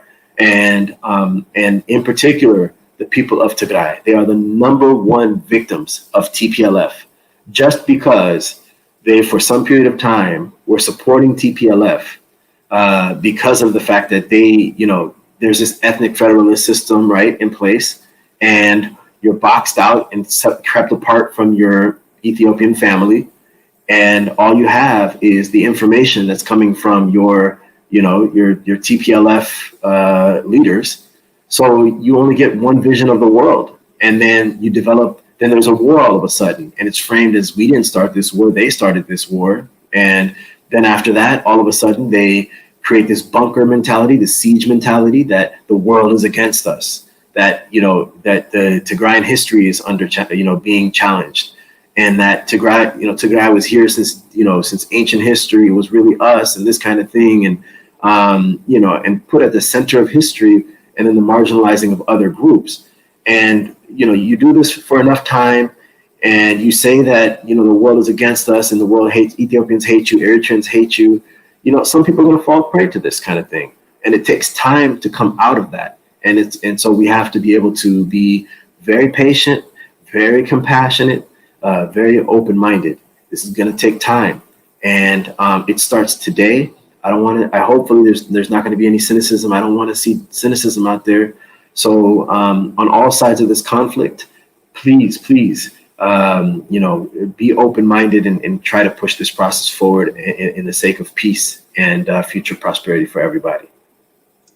Nevi, similar question to you. How do you think the people on the ground in Ethiopia, in many parts of Ethiopia, will accept the idea of potentially seeing some of this TPLF leadership be walking around? Like I mentioned, the releases in January, there was a very visceral reaction to those releases, and it was arguably that it was debatable that some of those people that were released even actually had a direct hand in this conflict, although they've been accused of many things over the decades. So what do you expect from the people on the ground in terms of how to receive this? I think it's going to depend on how this peace agreement is implemented. And it's also going to depend on how the TPLF leaders like Getachew Reda act in public over the coming days. Are they going to be remorseful? Are they going to be reconciliatory? Earlier today when I was watching the South Africa coverage live, I kind of, sensed Getachew kind of going back to his old habits of, getting political and accusations. And, if the rhetoric coming out is that propaganda, hostility, hate, the usual, then I would say that the Ethiopian people would not welcome them. If the sentiment that would come out of the TPLF is more of a remorseful, it would be nice if they would at least apologize or at least show an action, reconciliatory. They've done serious damage with putting people against people, the Amhara and the Tigrayan people, the issue of Welkite, other things. If the TPLF leaders become more conciliatory and take actions or show gestures that would show that they're trying to make the wrongs right. For example, the issue of Welkite or other things, where if they become supportive of the right things to do, the right directions to go, I think the Ethiopian people would be forgiving. So I think it really will depend on the actions, on the public actions, statements that come out of people like Getachew Reda and Debretsion, because everyone knows that these guys are pathological liars. They're master manipulators. They've manipulated the Ethiopian people. They've manipulated the global media, large institutions. Everybody knows that they're the best at it. So if they're gonna try to pull a fast one on the Ethiopian people, if they're gonna think that they can play that same old game that they've mastered over the past 4 decades, I think that the situation would be much different. So that's what I think would happen, and it's all going to be dependent on how this TPLF ringleaders act over the coming days. Absolutely. It just occurred to me, by the way, that this is about the 1-year anniversary of the No More movement launching. It looked a little bit like this with our, red or purple. Where did I get red from? Purple shirts, no more signs. It must have been the night of the 1st or the next day on the 2nd. So I say that all to say, what is the role of the No More movement, do you guys think, moving forward? Initially, it was about pushing back against the disinformation, division, and war, the exploitation through those 3 tools. So how how should we be evolving? Is there a different role that we can play now that there's some advances in the fight against disinformation, although I think it's going to be a continual thing. Simon, I'll go to you with that, and then Nebby would love to hear what you think too. Absolutely. No More anniversary is an important date to mark, and it was definitely November 1st last year with the purple shirts, and just getting everyone to unify around a central message. And that message was no more. Really, at the heart of it, it was exploitation, and it manifested in different ways in our part of the world. It was war at that time. And we saw CNN pushing all this disinformation. So we said no more disinformation. We saw that they were dividing us. So they said no more. We said no more divisions. Really, though, it's we're saying no more to the exploitation and its tools, which are disinformation, division, and war. Right. And the war part now, we can't say that it's over. We still have to be vigilant. At any point, this thing can spark back up, and we have to realize that that's the case.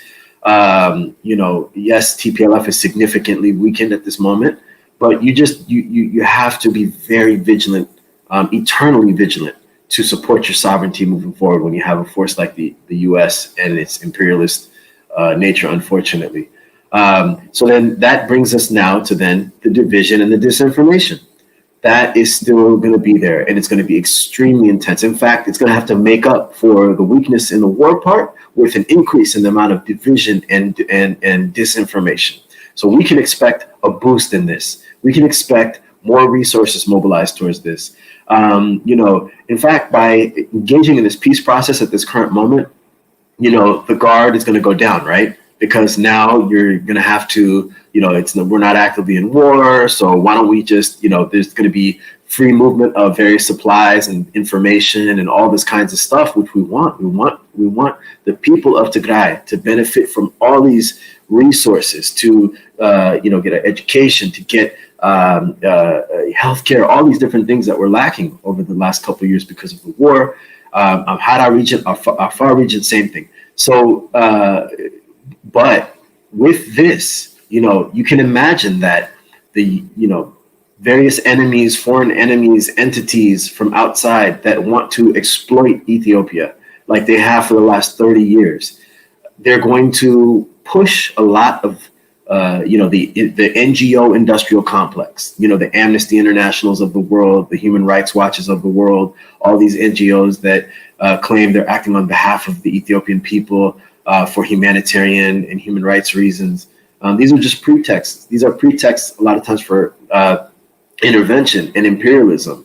And because of the fact that the U.S. is currently in what's known as great power conflict, it's written into their national security documents that great power competition is something that guides their thinking. And so if they can't have Ethiopia, if they can't control it like they did for so long, then what they're going to do is they could potentially go scorched earth, destroy Ethiopia's economy. I know if you ask what the situation is like in Ethiopia, is it easy? Is it easy for the Ethiopian people? Is it easy for the Eritrean people, economically speaking? These are problems that are going to have to be solved, and they're going to, potential sanctions could be looming. So many different things can be done against the people. And in fact, we can, I said, don't be cynical, but prepare for this reality. And we're going to have to organize more as a movement.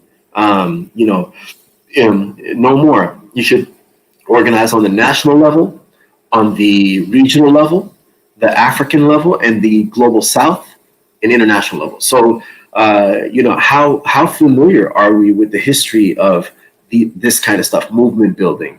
It has a long history. The people's struggle of the world is a long history, and it needs to be told. And we need significant public education to understand exactly what does it mean to say the people? What is that? What does it mean to talk about the ruling class of the United States and how they operate around the world? Just that consciousness of an us and a them. Is that a real thing? What have people done to organize against this ruling class that goes out in the world and, exploits people and takes their resources. How does it do it? I know you read a headline or two and you watch a YouTube video and maybe, you get a general understanding of some things, but we're going to have to engage in study. We're going to have to understand. We're going to have to know what it takes to organize people. The three of us were in different cities, but, now we're working across the internet and, making incredible, hopefully, setting in motion an important series of events that will lead to a lot of, progress for our peoples. But I will say that we cannot just do this in the digital world. It has to be in the material world, which we've done. We people have mobilized on the streets for the first time. If you're an Eritrean Ethiopian, you're like, hey, Eritreans, hey, Ethiopians, what's up? Let's work together. Now for the first time the names of people. The organizations on the ground. Then you build a movement and all this kind of stuff. So this process, we've done like that first kind of iteration. It actually has a longer history than that. It took a long time to get here, and that's another story that we can tell. The history of the people's struggle of the Horn of Africa to get to this moment. There was a lot of work that went into it. All we see at the very end is, oh my God, there's no more a bunch of people out of the streets. But does everyone know the history of that? What it took to get to that point? So there's a lot of that went into that, and we have to not only replicate that, but see what went right, what didn't go right, and then see where we need to take ourselves in order to overcome the obstacles that are likely ahead of us. And as I said, U.S. imperialism in general is going to be something that's not going to stop if you just look at the way the world's headed. So I think it is important on our parts to learn how to organize, to see ourselves as organizers, to see ourselves as public diplomats, engage in public diplomacy for our various countries, Ethiopia, Eritrea, Somalia, all the other countries of Africa. So Ethiopia, and this is a message directly to the Ethiopian people, it's a historic nation that needs to take a central role in leading, Africa. I'm proud as an Eritrean for the role we've played as Eritreans, but we are brothers and sisters, and we support the Ethiopian people, and we want to strengthen that bond. There's no credit taken here. We did this, you did that. We just want to see a successful, healthy Horn of Africa and all peoples of the world who are under exploitation. If we believe this in our hearts and we actually commit ourselves to it, and every day we work towards this, we can do incredible things. So I say that we continue to push no more, not just a hashtag, but actually have the infrastructure for it. Where there were so many things that were done over this past year, really since January in particular, when no more, I should say even before that, no more was last November, but really it took them about a week later, we were censored on Twitter for a reason. The Pentagon, unfortunately, calls some of us out. State Department, Harvard University is making network analyses on our movement. The Atlantic Council, and then you have some on the Atlantic Council using flowery words. We're your best friends, blah, blah, blah. We're diplomats and all this kind of stuff. At the end of the day, we're going to have good leadership to see through all this kind of stuff. And that takes, like I said, careful study. So we will build all these conspiracies that were, working against us and continue to this very day. And we don't have to get, discouraged by all this. In fact, it's encouraging because it means we're on the right track. And so I think we need to continue, and we need to get stronger. We need to do a lot more organizing work that is not fun sometimes. It's a lot of hard work. But we have to put in the time and the effort, and I think good things will come. So that's my message to all the peoples in the No More movement. Get ready. This is the hardest, by the way. The hot war part, I believe it or not, is the easy part. The hard part is when peace comes. That's the part that requires much more vigilance, much more strategic thinking, much more organizing. So this is something that I want all of us to focus on and put our energy and efforts into. That's a good point you make about that the disinformation element may actually get ramped up because the conflict and the war is maybe dying down, and then the cycle would begin, right? Because it's disinformation, which then divides people in this moment that should be moving towards peace, which then eventually leads to possibly another conflict. Nevi, last words about no more, how can we evolve with the time? What role should all of us who play some role in it be playing moving forward and in this moment? Yeah, no more. I mean, I think today is the exact day a year from when the hashtag trending was disabled in Ethiopia because we were trending. Um, what the no more movement did was it brought out people that were talking about the situation around their kitchen table. It brought them out to the street. It brought out people that were never involved in Ethiopian politics. It brought them out to the center of the square. It brought out first generation, second generation Ethiopian Americans that have never been interested or active in Ethiopian politics. It brought them up. It brought them out. I think Eritreans, first, second, third generation, they're pretty invested in their country. But on the Ethiopian side, it really brought out the critical mass. And not only did it bring us out, it showed us that that we have a common threat. And that threat was not just the TPLF, but the forces behind the TPLF that were operating behind the shades, that were operating and pulling the strings. And that is what pulled us all out. I mean, you had people in Alaska protesting, 50 people in Alaska in the snow. I mean, it was everywhere, right? So what I would say now, a year into this, we are just getting started because it's not over yet. While Simon was talking, I was reading your comments, and this person, Abba Shawa, said, TPLF is done. Bye-bye. I'm on vacation from now on. We don't want that. That's exactly what we don't want. You're not done. You're just getting started because TPLF may appear to be done, but we're just getting started. Ethiopia is still facing sanctions. Eritrea is still under sanctions. AGOA is still delisted. There is all this hostile legislations that are still either pending or have been implemented. Ethiopia is still under an embargo. All right. There's still the issue of the GERD, the geopolitical situations, where there are geopolitical interest groups that don't want to see Ethiopia succeed. There are still interest groups and proxies that still don't want Ethiopia and Eritrea to work together. There are still parties that want Ethiopia to fall apart. Our unity, our solidarity with our brothers and sisters in Eritrea, and Simon might be too modest to say that, but Eritrea played a crucial role in this. Look, guys, now we're witnessing the TPLF being disarmed. It could have easily gone the other way. This could have been a moment where the Ethiopian government would be disarming and the TPLF taking over. It could have happened. Very powerful people and institutions were behind the TPLF. It could have easily happened. Anything could have happened. So let's not take for granted the success that we're seeing now, but it's still very fragile. The proxies and the people behind the TPLF are still there.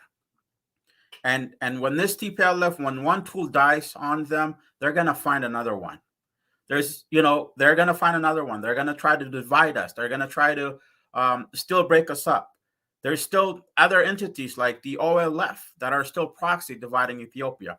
There's still issues of this hate that the TPLF has spread on Ethiopia, where ethnic federalism, where people are getting killed for their ethnicity, for their in parts of Ethiopia. There is so much that is still being fueled by outside entities. There is still so much being fueled by agents of hate and agents of war within Ethiopia and the Horn of Africa. The threat is still there on Ethiopia. The threat is still there on Eritrea. So what I would say is, guys, take a moment, to celebrate this, but know that this is not the time to take our foot off the pedal. This is the time to double down. This is the time to be vigilant. This is the time to be more united, because it was our unity, the diaspora, the people back home, our region, all Africans, Pan-Africans, and pro-peace allies coming together to resist is how we got over this hurdle. Now it's time to double down. And that is why, the protest that was planned in Washington, D.C. will continue. So tomorrow in Washington, D.C., 9 a.m. in front of the State Department, the protest will continue. So if you live in the DMV area, I encourage you to show up tomorrow morning and make your voice heard, because it's still not over yet. It's not over. It's just getting started. Trust me, guys. It's just getting started. So, and then also in London, November 6th, this weekend, there's going to be a protest in front of the U.S. Embassy in London. That's still going on as planned. So the resistance should go on. But what I would say is that, like what Simon said, I want to reiterate the importance of organizing locally. We're doing that locally here in Denver. I know folks in New York and California and several states are doing that. Wherever you are locally, organized. And it's very important to work with our Eritrean brothers and sisters, and also our Somali brothers and sisters, and other Africans. The Pan-African movement has to continue. We're not done yet. The forces behind the TPLF are still there, and they're going to find another TPLF. They will find another TPLF, or they will find some other method.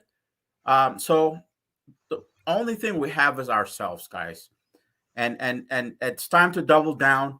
It's time to be extra vigilant, and to strengthen our unity, and to work towards Horn of Africa, and Ethiopia and Eritrea, where sovereignty is asserted, and we have taken our destiny back into our own hand, right? And that justice and equity is served, and where our wealth and our country resources are used by our own people, and where people are no longer killed, where people are living in peace. That's what's at hand. Finishing the GERD, right? Getting rid of the ethnic politics, all that awaits. So I beg of you guys, this is the time to be encouraged, not to take a vacation, not to back out, not to say I'm done. You're not done. We're just getting started. So come together. In fact, this is proof that all this work you've done, guys, over the past year or two is not in vain. You're seeing the results. So your work matters. Your work can bring up results, and we're here always with you. So Aluta continua. Let's do it. We're going to continue to say no more. We're going to continue to resist, and we're going to continue to say no more. Thank you, Hermie. That was a great way to end. Always inspired. The struggle continues. Absolutely. Just next chapter. Hey, thank you guys for making the time. It is it's particularly poignant that it is the 1-year anniversary of No More as well, and we're going into a couple of days later the anniversary of the actual war itself, the 2nd-year anniversary. So thank you both so much for making the time. We'll see you soon. Bye. Thank you all for tuning in. I've got 2 more great guests coming for you. First, please make sure you like, subscribe, and share this link with anyone who's asking you questions about what this deal is and what does it mean and what are the parts of it. Send them over here because we're going to break it down and give you a sense of what we may be able to expect. So let's reset the stage a little bit one more time, and then we'll get right into our next guest, Wasi Tesfa and Mesfin Teganu of Glean and APAC. So without further ado, orderly, smooth, and coordinated disarmament. orderly, smooth, and coordinated disarmaments. That's breaking news today out of South Africa, where an agreement has been reached between the Ethiopian government and the Tigray People's Liberation Front. Disarmament, demobilization, and the integration of TPLF combatants with considerations for security is what National Security Advisor Redwan Hussein said is part of the agreement. But Uhuru Kenyatta, the former president of Kenya, who was one of the mediators, said the devil is in the implementation. What we do know about this agreement is that the TPLF has agreed to disarm completely within 30 days, and heavy disarmament within 10 days, and they have recognized that there can only be one armed force in the country. They will let go of their role in Tigray and allow the Ethiopian National Defense Forces, federal forces, to take control of the last city that seems to be left, which is Mekelle, the capital of Tigray, and they will move into, the Ethiopian government will move into having a transitional government run that region with the goal of eventually having elections that are operated by the National Election Board, so legal elections that will include other voices and other political groups outside of the TPLF. So what does that mean? It means that TPLF will also have a place in the political space. It seems to be one of the concessions that the Ethiopian government has made. Mixed feelings I'm seeing and reactions on social media and elsewhere about that being the case. But in general, it does look like people are generally happy with the disarmament being a key part of the negotiations. Joining me to discuss the details of the negotiation and what we should feel or think or what we should be paying attention to is Wasi Tesfa of Glean and Mesfin Teganu of APAC. Welcome. Thank you. What a day, what a day. So tell me your initial thoughts, and then tell me how they've evolved. Let's start with you, Wasi. Well, it's the best of times. It's the worst of times. The best of times because, yes, like you said, TPLF is disarmed. I mean, that they agreed to disarm. That's incredible. And then my biggest worry, the territorial integrity of Ethiopia, that seems to be off. So that's just, those two are really the very best news that we heard today. I say the worst of times because TPLF is being recognized as a partner.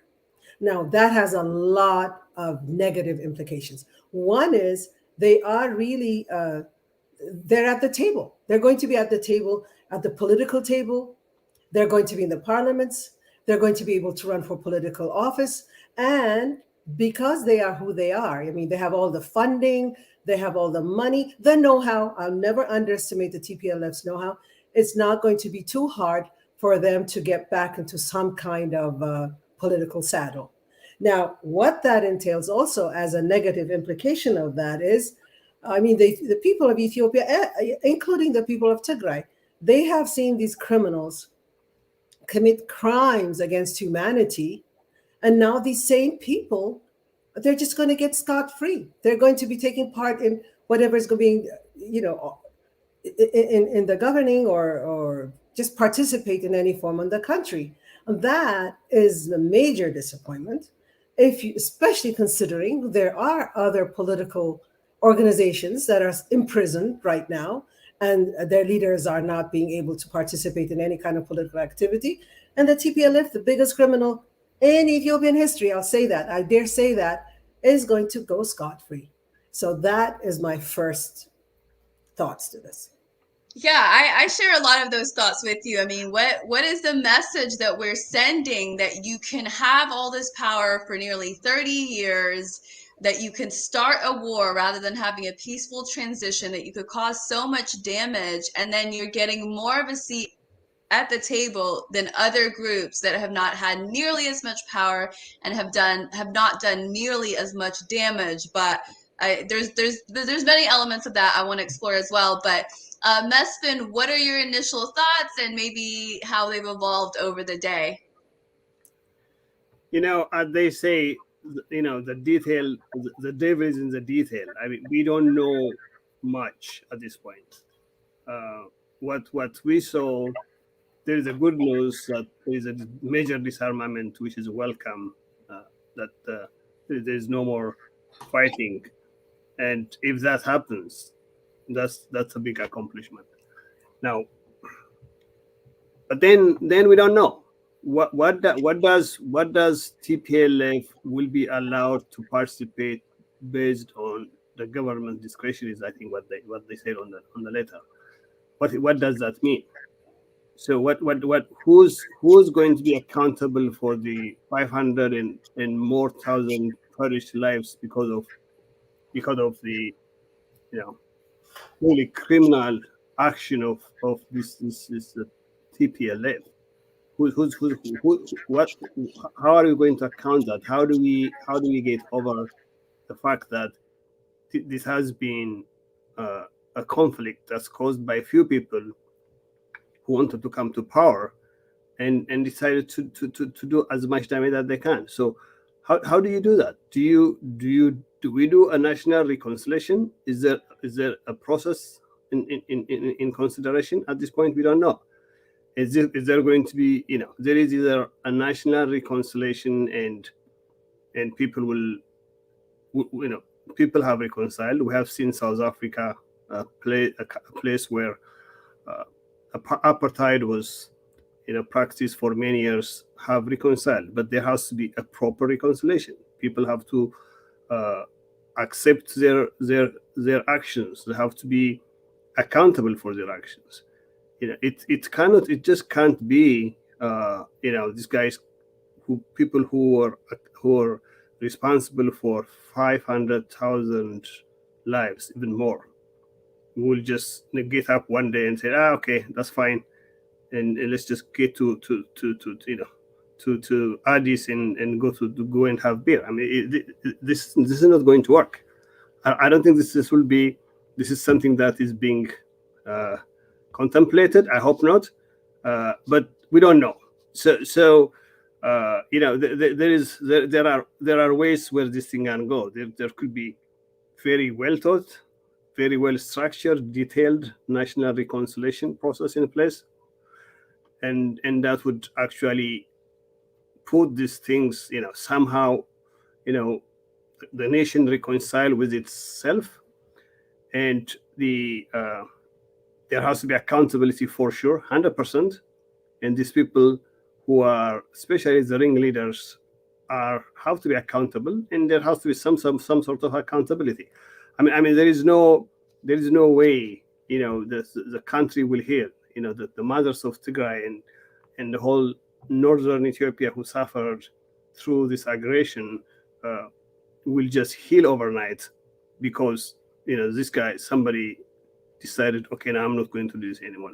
This is not how things are done. So, I don't want to take credit away from what was accomplished. It was a huge, humongous accomplishment. Congratulations for everyone that did what they did. But then we hope that there will be some more important details that will come in the days to come.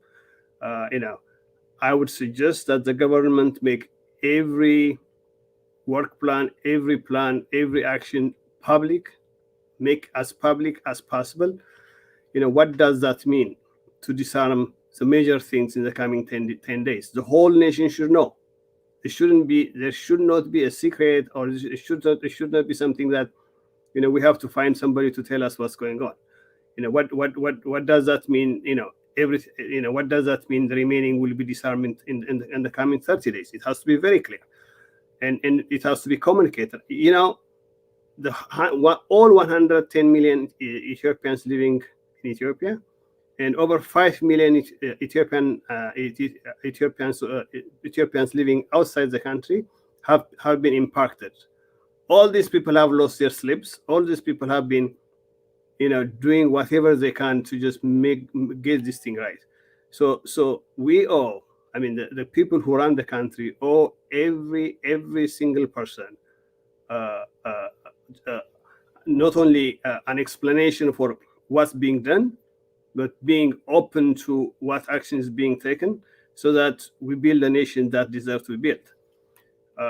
You know, it's you know, there is a language, for example, in the agreement which talks about constitutional rule and all that stuff. But that clearly tells me that there was something negotiated, which we know that all the evils of this action that the TPLF put in place, you know, this is a constitution that they wrote and implemented on Ethiopian people in 1 week. And so all the evils start from that document, and a document that has to be well revised. You know, if there is a meaningful change in that country, something that has to be corrected, and that has to be rewritten with the participation of the whole nation. So what does that mean? We don't know. I don't know what that means. Why is that so important to make it one of the conditions? And so therefore, you know, it's not really, you know, everybody's happy. We are the American Ethiopians Public Affairs Committee has issued a statement congratulating everyone who, the Ethiopian government and those who participated in South Africa for this accomplishment. But this is the beginning. It's a good start, but we have no idea what the detail is going to look like. We need to know. It has to be this process has to be open, transparent, because every single one of us have been impacted by this, and it can't be somebody's business. It can't be some guy in Arat Kilo making a decision in a closed door and not telling anybody, because it's not only them, it's the whole Ethiopian population, not only living in Ethiopia but abroad, who was impacted directly by this, who have suffered through this. So this is our business. This is everybody's business. So whatever is happening, we should know. It should be told. It should be announced. It should be clear, and it should be fair. It should be fair for the people in Tigray. They should not suffer anymore. They have suffered enough. There is no reason to send a monster again on them and to make them to intimidate and do whatever they can do. So, I mean, this is a good start, but there are so many questions that need to be answered. So many questions. Yes, you know, to the issue of the constitutional element, when I asked about, you know, whether federal troops will control Mekelle and that will happen without fighting, the answer I got from a source is, yeah, it's going to go back to the constitutional order. And it did kind of trigger something in me too of, okay, so, you know, the way that it's set up under the TPLF constitution would favor them and would be a part of Tigray. So, but the positive side of that is if it's left up to the Ethiopian government or if it's left up to the country and the people to deal with that and to manage what that looks like, whether it's called Tigray or not, if the people in that area have peace, stability, are able to live there, whether they're Tigray and Amhara, and there's some sort of peace and security and control in that area, then, you know, maybe it's not the worst thing. I mean, I guess my thought was, you can't go in and argue a different constitution that you didn't write before you walked into that room. So a lot of just, you know, spread out ideas there. Wasie, what do you think? What are your thoughts? Yeah, I mean, Messon really took it out of my mouth. I mean, I was thinking about the Constitution also, and that's the thing that really bothers me. I was trying to count how many times they refer to the Constitution. So, yeah, that to me is very dangerous, and I think that is where the TPLF or supporters of the TPLF will keep on saying, "Okay, now you're breaking you're breaking this peace accord because we said we'll agree with the constitution, and especially when it comes to Walqait, the issues of Walqait, because TPLF will say this is part of Tigray according to the constitution that they built. So I'm one of those that says this constitution is racist, and it separates the people, and it's illegal, and it cannot be a basis for anything. So, but if they keep writing it and then they've agreed to that, that puts the Ethiopian government in predicament, not just with itself, but also with the people of Ethiopia, especially with the people of that part of Ethiopia. I mean, the people of Walqait, we've seen the studies of the University of Gondar, what happened under TPLF rule to the mostly Amhara people in that area. So that piece, that argument of the constitution has to be really, should not have been part of that. What's also really bothersome to me is we know for TPLF to get to that level, they were on their knees. They were being defeated. They had nothing to stand on. Otherwise, they wouldn't have agreed to that. So for a group that had almost completely lost, I mean, the Ethiopian government could have just marched into Mekelle and then said, okay, let's negotiate now. And we negotiate, how do we get some of you out of here? How do we hold some of you responsible? And then the majority of the combatants can go free, whatever, through some kind of, what Mesfin said, reconciliation. So none of that was made possible.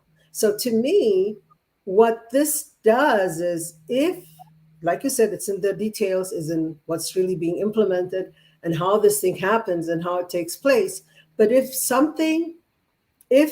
because I absolutely do not trust the TPLF. See, that's my problem. I don't think they're here to change or to be any different or to do a kumbaya and let's live together in a peaceful Ethiopia. We all know that is not the purpose of the TPLF. Their number one aim is to build themselves back up, get their armies together in whatever form they can, and they still have their big supporters outside. I mean, Ethiopia is still under quasi-sanctions, embargoes, and all the things that we know is happening right now to the country. I mean, there's a lot of financial pressure and all that on the government. We know that. So TPLF will be a very powerful contender if left to the constitution even. So I agree with Mesfin. This needs to be a really transparent thing. We all need to participate in this process. And not to forget other political organizations that are in prison, and journalists and all of those, they need to get out. There needs to be an immediate amnesty to all these people, because otherwise, I don't think people in Addis or anywhere else in Ethiopia will be, sleeping peacefully and enjoying this peace process when they know the killers are out. Just like, remember when Subhat was set free, and then people were saying Subhat is out, but Tadios Tantu is still in prison. So these things have to also happen, have to take place. So my thing is, the constitution is the worst thing to base this thing on, and we still reject that constitution. We have to do something about it, and TPLF cannot be one of the determinants of what constitution determines what we're doing here right now. So I don't know. I hope I've answered. Yeah, no, you did. I think we're all just trying to figure out what it means. I mean, Yeah. I don't know what else they could have come in with if it wasn't like the current constitution, because if they didn't want to have that be the basis of their negotiations, the government would have had to change it. Not even after the war, because once the war started, you don't have the people of Tigray to be a part of that. And I think technically Daraja has talked about how you can't really have a new constitution without part of the country involved in it.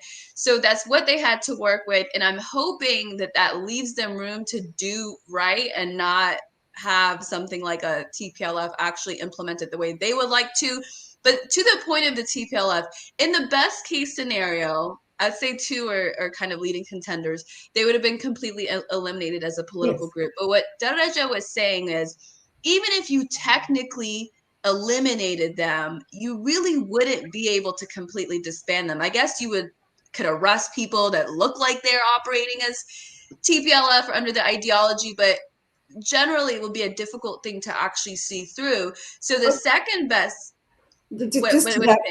just no, yeah. I don't agree with Darajan. I know I'm not a lawyer or a constitutional lawyer, but I do have some historic historic precedents where I see that. In Germany, the Nazi Party was banned, so it was illegal. You could not be a member of the SS. There was no SS party. I mean, afterwards, all kinds of right-wing party did come up, but if you disband the main party and the main leaders are whatever, told to leave the country or held responsible, what have you, it's still a different thing. I mean, they may still operate as a sympathetic group and organization, but it's still a different thing. And it's also psychologically a much better place to be for Ethiopia too. So Yeah. I don't agree with what I Okay, just that's a good point. That's actually a really good point, because then people won't feel like they have the right to operate under that ideology. So there would be a little bit more fear. You would have to at least call it something else, or call it a new group. And there's value in that. Mesfin, what do you think about TPLF not being disbanded? Okay, so let me put this out there and let you respond to this. So the second best scenario is actually have the people of Tigray, once there's a transitional government and eventually an election, reject them unequivocally.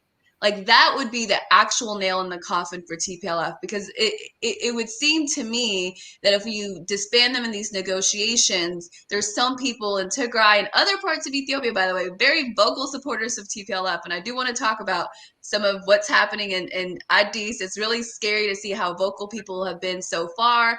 And I'm concerned about how people are going to act at this point that are TPLF supporters. But is the second best scenario the Tigray people actually rejecting the TPLF ideology? And what hope is there that might happen? So you see, that's why everybody's saying the devil is in the details. So what is the role of the TPLF? They didn't say they simply said it is going to be determined by the government, some sort of involvement in the political process. Now, so the TPLF, the Tigray population is brainwashed, heavily brainwashed by the TPLF. The whole world knows that, and there's the poor, people that they have been threatened, brainwashed, and were to believe, what they were told to believe. So this is the population we are dealing with. Now, when they say TPLF will be allowed, does that mean the ringleaders that are now have been abusing that population will still be allowed, or is it the machinery will be there, and then those guys, there will be a different arrangement with the leaders so that they won't be involved? Now, what you just suggested, Harmela, is the best case scenario. If they were to be thrown out, I mean, that's the best case scenario in the ideal situation. But the objective reality of is these are a population of very desperate, poor population now dealing with a group of people who are known to buy their way in, not in Tigray. I mean, they buy their way in anywhere else in the world. Now, so how fair is that going to be to give the people of Tigray an opportunity to even understand what to do? So if we feel that we are doing this thing in the most appropriate place, if it's done right, and there was enough protection for the people to believe what they want to believe, the scenario that you expressed will be the best case scenario. Actually, the other question what I'm still trying to figure out is, so where is the West on this? What is the deal? Why is this was brokered? We all know that this was brokered by the United States and the Western world. It's their deal, it's their blessings. And so what is going on? So what is that they want to accomplish in this? We know how much energy and time they spend supporting the TPLF. So we need to be clear about that. If that answers your question, will there be a fair, appropriate election in Tigray? All those details should be known. What is the West's interest? Would they be a passive players, or is there anything? Is there something else? what's committed to them to support this deal. It's not going to be from saying whatever they were saying just 2 weeks ago, and to all of a sudden change to this extent is extreme move. So the action that was taken, the decision that was made today is welcome. It's fantastic that we are disarming this rebel group that has done nothing but damage, not only Ethiopia, the population of Tigray, and the entire Horn of Africa. It was just a disaster. So it's a welcome news, but the devil is in the detail. We need to know really what the deal is. Why is everybody all of a sudden in cahoot, and why? So all that, it all depends. It all depends really on the details, and that's why I said this has to be a totally transparent process. There has to be public debate, and then it can't be really, it can't be the usual closed door decision, and all of a sudden something happens, and the whole world will start to cry, so it's it's one of those things. We are in a time that is really critical time in Ethiopian history. We can make this thing, if we can make this work, if we can pull all our brothers and sisters in diaspora who have been supporting to PLF to come back to their senses, come to Harmala TV, listen, have a dialogue with us, talk to be civilized about it. If we were to get together and now campaign together for a positive Ethiopia, then maybe something is coming up. If we those of us who are abroad can take a little time, take a deep breath. You know what? The poor people back home have suffered enough. So those of us who are taking full advantage of the suffering there, it's fair. And also, really, the TPLF trick is, the whole trick is getting boring now. I mean, the same thing, 1982 is now being done in 2001. It's not even creative anymore. It's really boring. So people have to say enough is enough. Let's not do what we are doing. We know there's no emancipation. What are we emancipating? Nobody is freeing anybody. Nobody is in prison. People are doing this for their own benefit. It's personal benefit. There is nothing else to this. Guys like Tedros Adhanom, he has to give it up. Maybe he should be fired from where he is, so that he doesn't destroy the remaining lives in Tigray. And guys who are totally irresponsible should not be in their position.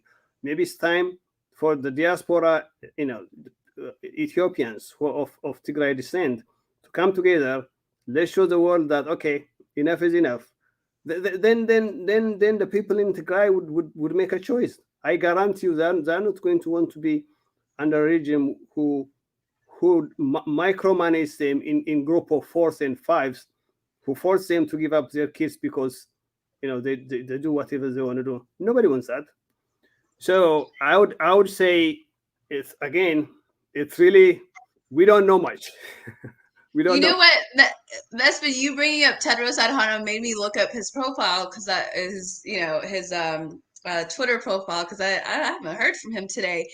All day it's been about climate change in different places. He is acting like he was never a part of any of this. I suspect that now that this is at this place, he may not say anything. I could be totally wrong. But I'm seeing a few comments where people are getting like anxious because we're discussing, the challenges of moving forward. So let's take a minute and sort of celebrate the good parts of what this means. It's not just 2 years of work, not just 1 year of work, but decades of work to get to this point where you can actually require this group who was founded in war and celebrated war and said war was their pastime, playtime, to be able to have them come to the table and say that they would disarm is in itself a victory, right, Wasi? Yes, and not only that, I was just thinking as we were speaking, I remember where we were 2 years ago and a year and a half ago. And I remember how I would be crying sometimes. I'm just being very honest with you, because I would feel so desperate and not know where we're going. How we felt the pressure of the whole world against us, against Ethiopia, and against critically and rightful thinking people. So I remember how hopeless and desperate some of our discussions were. You know, is Ethiopia going to survive this? And is anyone going to hear us? So what I'm seeing right now is we are so further ahead, further away from that awful space. So where we're starting right now, this is our new point, our new beginning point. This is where we're starting right now. And we're starting at a much, much better place than we ever were, than we were yesterday even. So I have a lot of hope. We're winning friends internationally. I know we are. And we're strong. We've convinced also the diaspora community this is the way to go. Before this, we were nobody. I met Muslim 2 years ago, a year and a half ago. I just met you too. I mean, we all just met, and all kinds of like-minded people were together, and we're strong. Those of us in the diaspora. People in Ethiopia are very much conscious and aware. And I feel that it's happening all around us, and that's a good place to start, and there's no going back.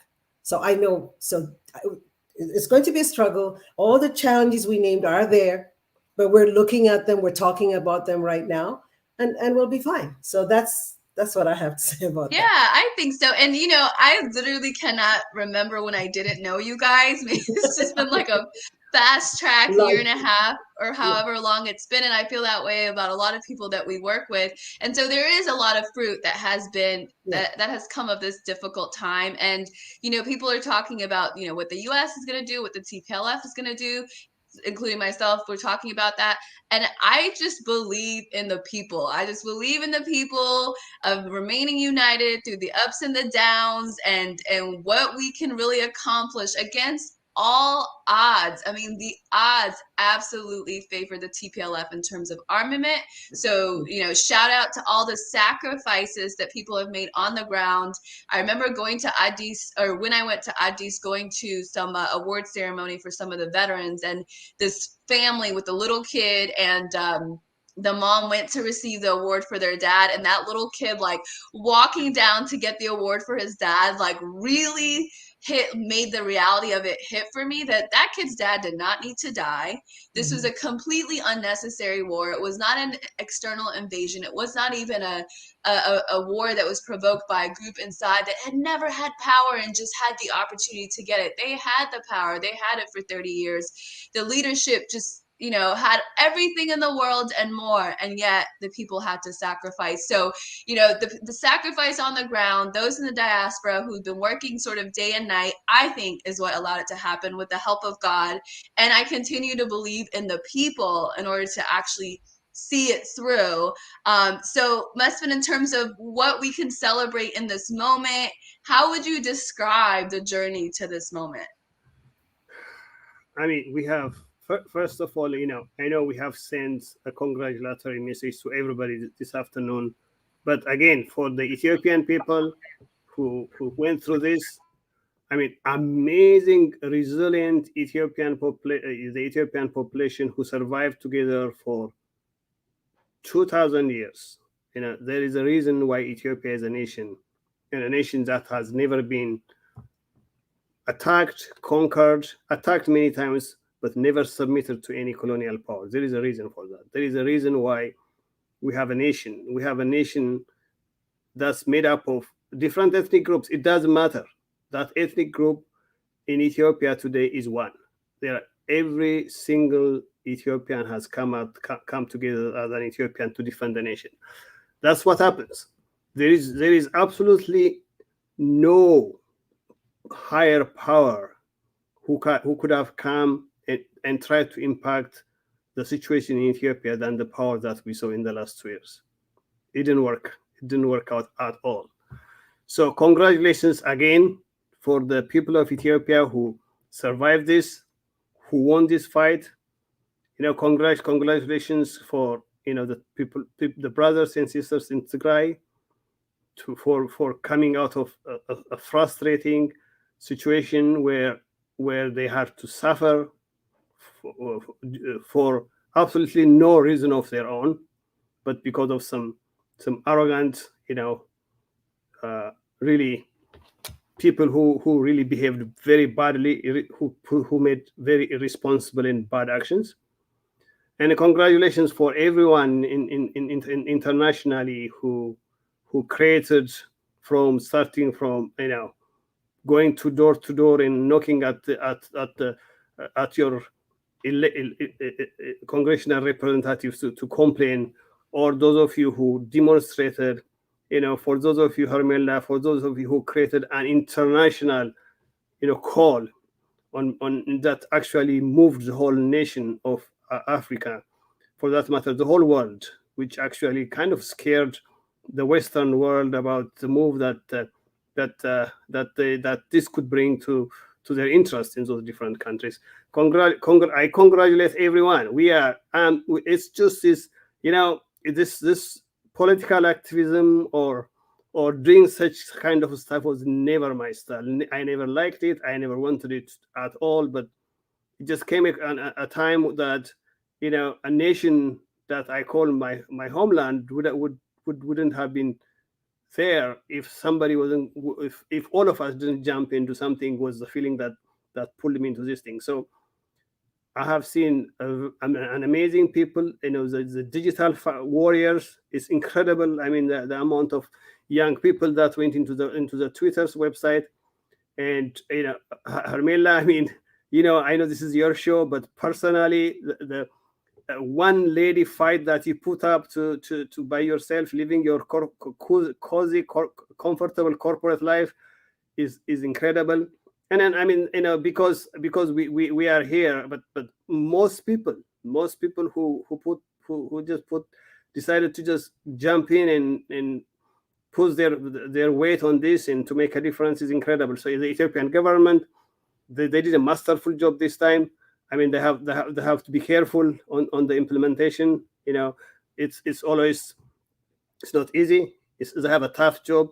So we wish them luck, and we will be vigilant. We'll be working as hard as we have been to make sure that none of us miss the point. And for the Tigray Ethiopians of the Tigray region who are in the United States, I like to call on your program for everyone to express their willingness to come together. I would love to have a major discussion point with them. And the American Ethiopians Public Affairs Committee represents them as well. Everybody they know how they can reach me. It's on the website. And I have some of my friends. I'll reach out again, and let's have a conversation. Let's just work together, and let this day be an all. Let's not have this 500 different liberation front in every corner of the country, and allow the country to be in a position that it has been. And honestly, I know this liberation front is a business. I know that. I know people make money, make a living of forming liberation fronts. I guarantee you guys, there are many things you can do to make money, especially those of you who are in the West. There are better things to do than to make this most of, like to have a blood money, which is funded mostly by this, enemies of Ethiopia who would care less about your life or your brother's life. So I'm saying this is happy day. This is incredibly happy day. This was a day that we were waiting to come. I wasn't exactly sure what to feel today, because I saw the thing. I didn't believe exactly what I was saying. I was a little confused, and was waiting to read what can be read. I'm still confused about the details. I'm a little concerned, but nevertheless, this is a great day. Yes, I think that, I share that. At first, I thought, I didn't hear disarmament. Who said disarmament? Because I didn't believe that they would actually agree to disarmament. I was reading some of the AP write-up was saying cessation of hostilities. And so, in so many ways, I entered it skeptical. One of the things they agreed upon as we wrap is that they can't have hostile propaganda. It's one of the things that Getachew read, although minutes earlier, he was spitting out what sounded like to me hostile propaganda. So I don't know how much they'll be able to stick with it. But I was actually just looking at Getachew Red Dad's Twitter page, and 2 days ago, I guess 3 days ago, on October 31st, he had this whole 3-thread rant about, you know, Eritrea being there. So it's interesting to see where he was 3 days ago and then what he had to agree to now. So we've got midterms coming up. We've got a protest coming up in DC tomorrow. So please show up. I think Gabby Sky says it well. The ink has not dried. Let's be very vigilant. Take the night off. Take the weekends off if you're not in DC, or the week off if you don't have anything that you have to do around. But please, let's not, you know, put everything down that we've worked for the last 2 years, for the last year, and just built on decades of work, because the TPLF has been working on this for 27 years. It's in some ways a miracle that they you know, the people's work and sacrifices, and I think some divine intervention that we're even here. So I think we should put in another 20 years or so to be able to really see the country that we all want to see on the ground. So midterms are coming. Let's end with what people need to know about that. Wasi, and then Mesfin, if there's anything you want to add to that. Sorry, I muted you. Go ahead, Wasi. Yeah, well, you know, AIPAC has endorsed about 22 candidates throughout the nation. Mesfin can say a little bit more about that. But I guess the most important thing that I would say is go vote. You have to vote. Take your family. Everybody has to go out and vote. And especially now, because we are being heard. So we can influence, we can affect what's going to happen for Ethiopia and towards Ethiopia. So that's all I say. And yes, and thank you for me. My pleasure. Mesfin, do you want to add anything to the midterms element or political civic engagement? Yeah, I mean, so we have, you know, we had a meeting with, actually, I was in California last week with Congressman Garamandi and his group. And he, you know, his team said to me, you know, guys, thank you very much for forming this organization that you guys have. You have pulled together the Ethiopian group, and then are voting in sort of in some meaningful way. He said it just is significant in terms of helping advance any Ethiopia issue. I mean, the guy has been pro-Ethiopia for almost all of his life, and he said we can do that if you can help us do this, and this is exactly the way to do it. And so, you know, we have, I know it was 22 yesterday. We have added a few more. Some states who are behind endorsing. Few states have come with additional endorsement. All in all, AIPAC has endorsed 29 members, and the 29 candidates are candidates that we believe, or that are actually that have agreed to do, you know, to advance the pro-Ethiopia agenda. So we would really ask everyone to look at the website and go vote for these people. Let's get them in. They have agreed to work with the Ethiopian community, the Ethiopian American community across the United States, and our votes matter. I know. It's not. You know, it's not. We didn't grow up in a culture like that, but guys, it matters. Please go out and vote. Great, and I put apacs.org, the website, on the screen, so you guys can go there to take a look at the people that have been recommended for you to vote. So I'll just end with, sorry, Wasi, because there's some feedback. Go ahead. So if they want to see Garamendi, December 10th, we have an event in Washington, D.C.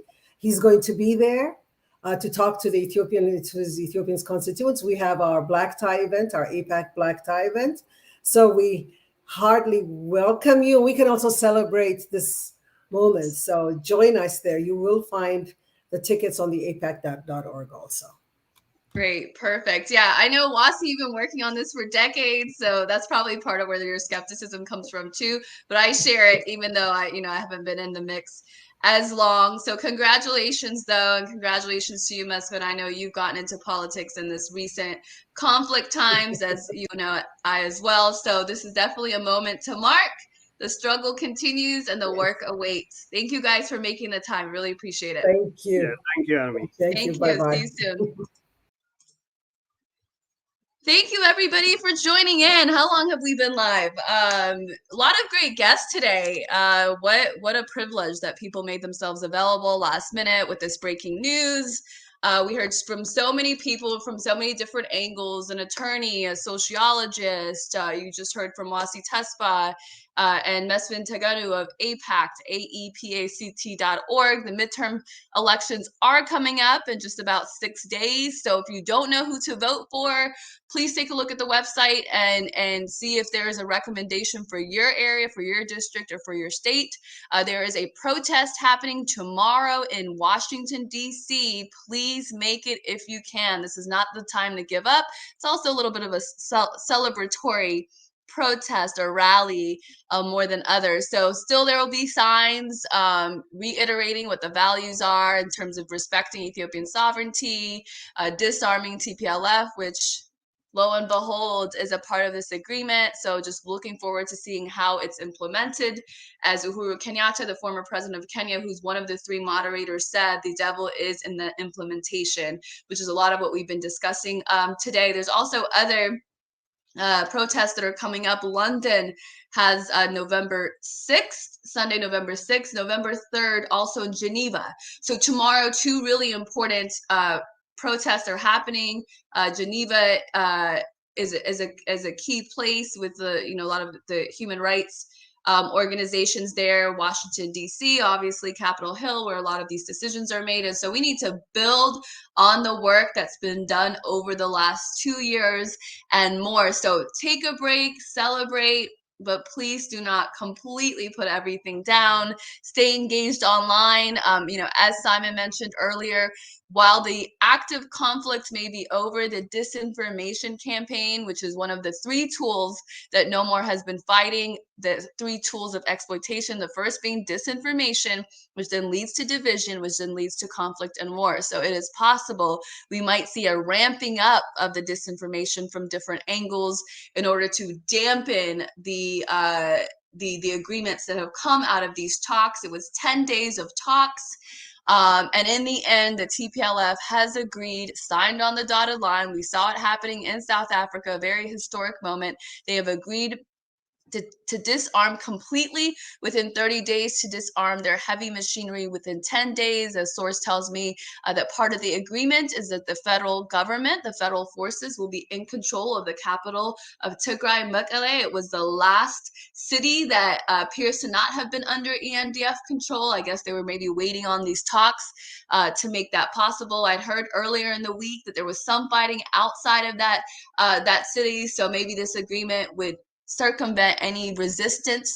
At least that's what we're looking for. And then the other concessions that the Ethiopian government and essentially the Ethiopian people had to make is that the TPLF is still a political organization. They'll actually be delisted from the terrorist organization list as long as they adhere to the agreement in this deal. So it just looks like that's something that the Ethiopian government had to concede to.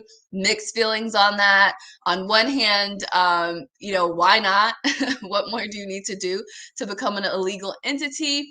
On the other hand, maybe, just maybe, it will put the final nail in the ideology and then the political group if the people of Tigray themselves decide that this is not a liberation front. It's never been a liberation front. It hasn't actually served the majority of the people of Tigray. And so if they themselves actually reject that through a vote, that would be a more significant defeat of the TPLF rather than push for it in these negotiations. I think the disarming, like a lot of people say, is the number one thing, right? We can argue and debate all day long.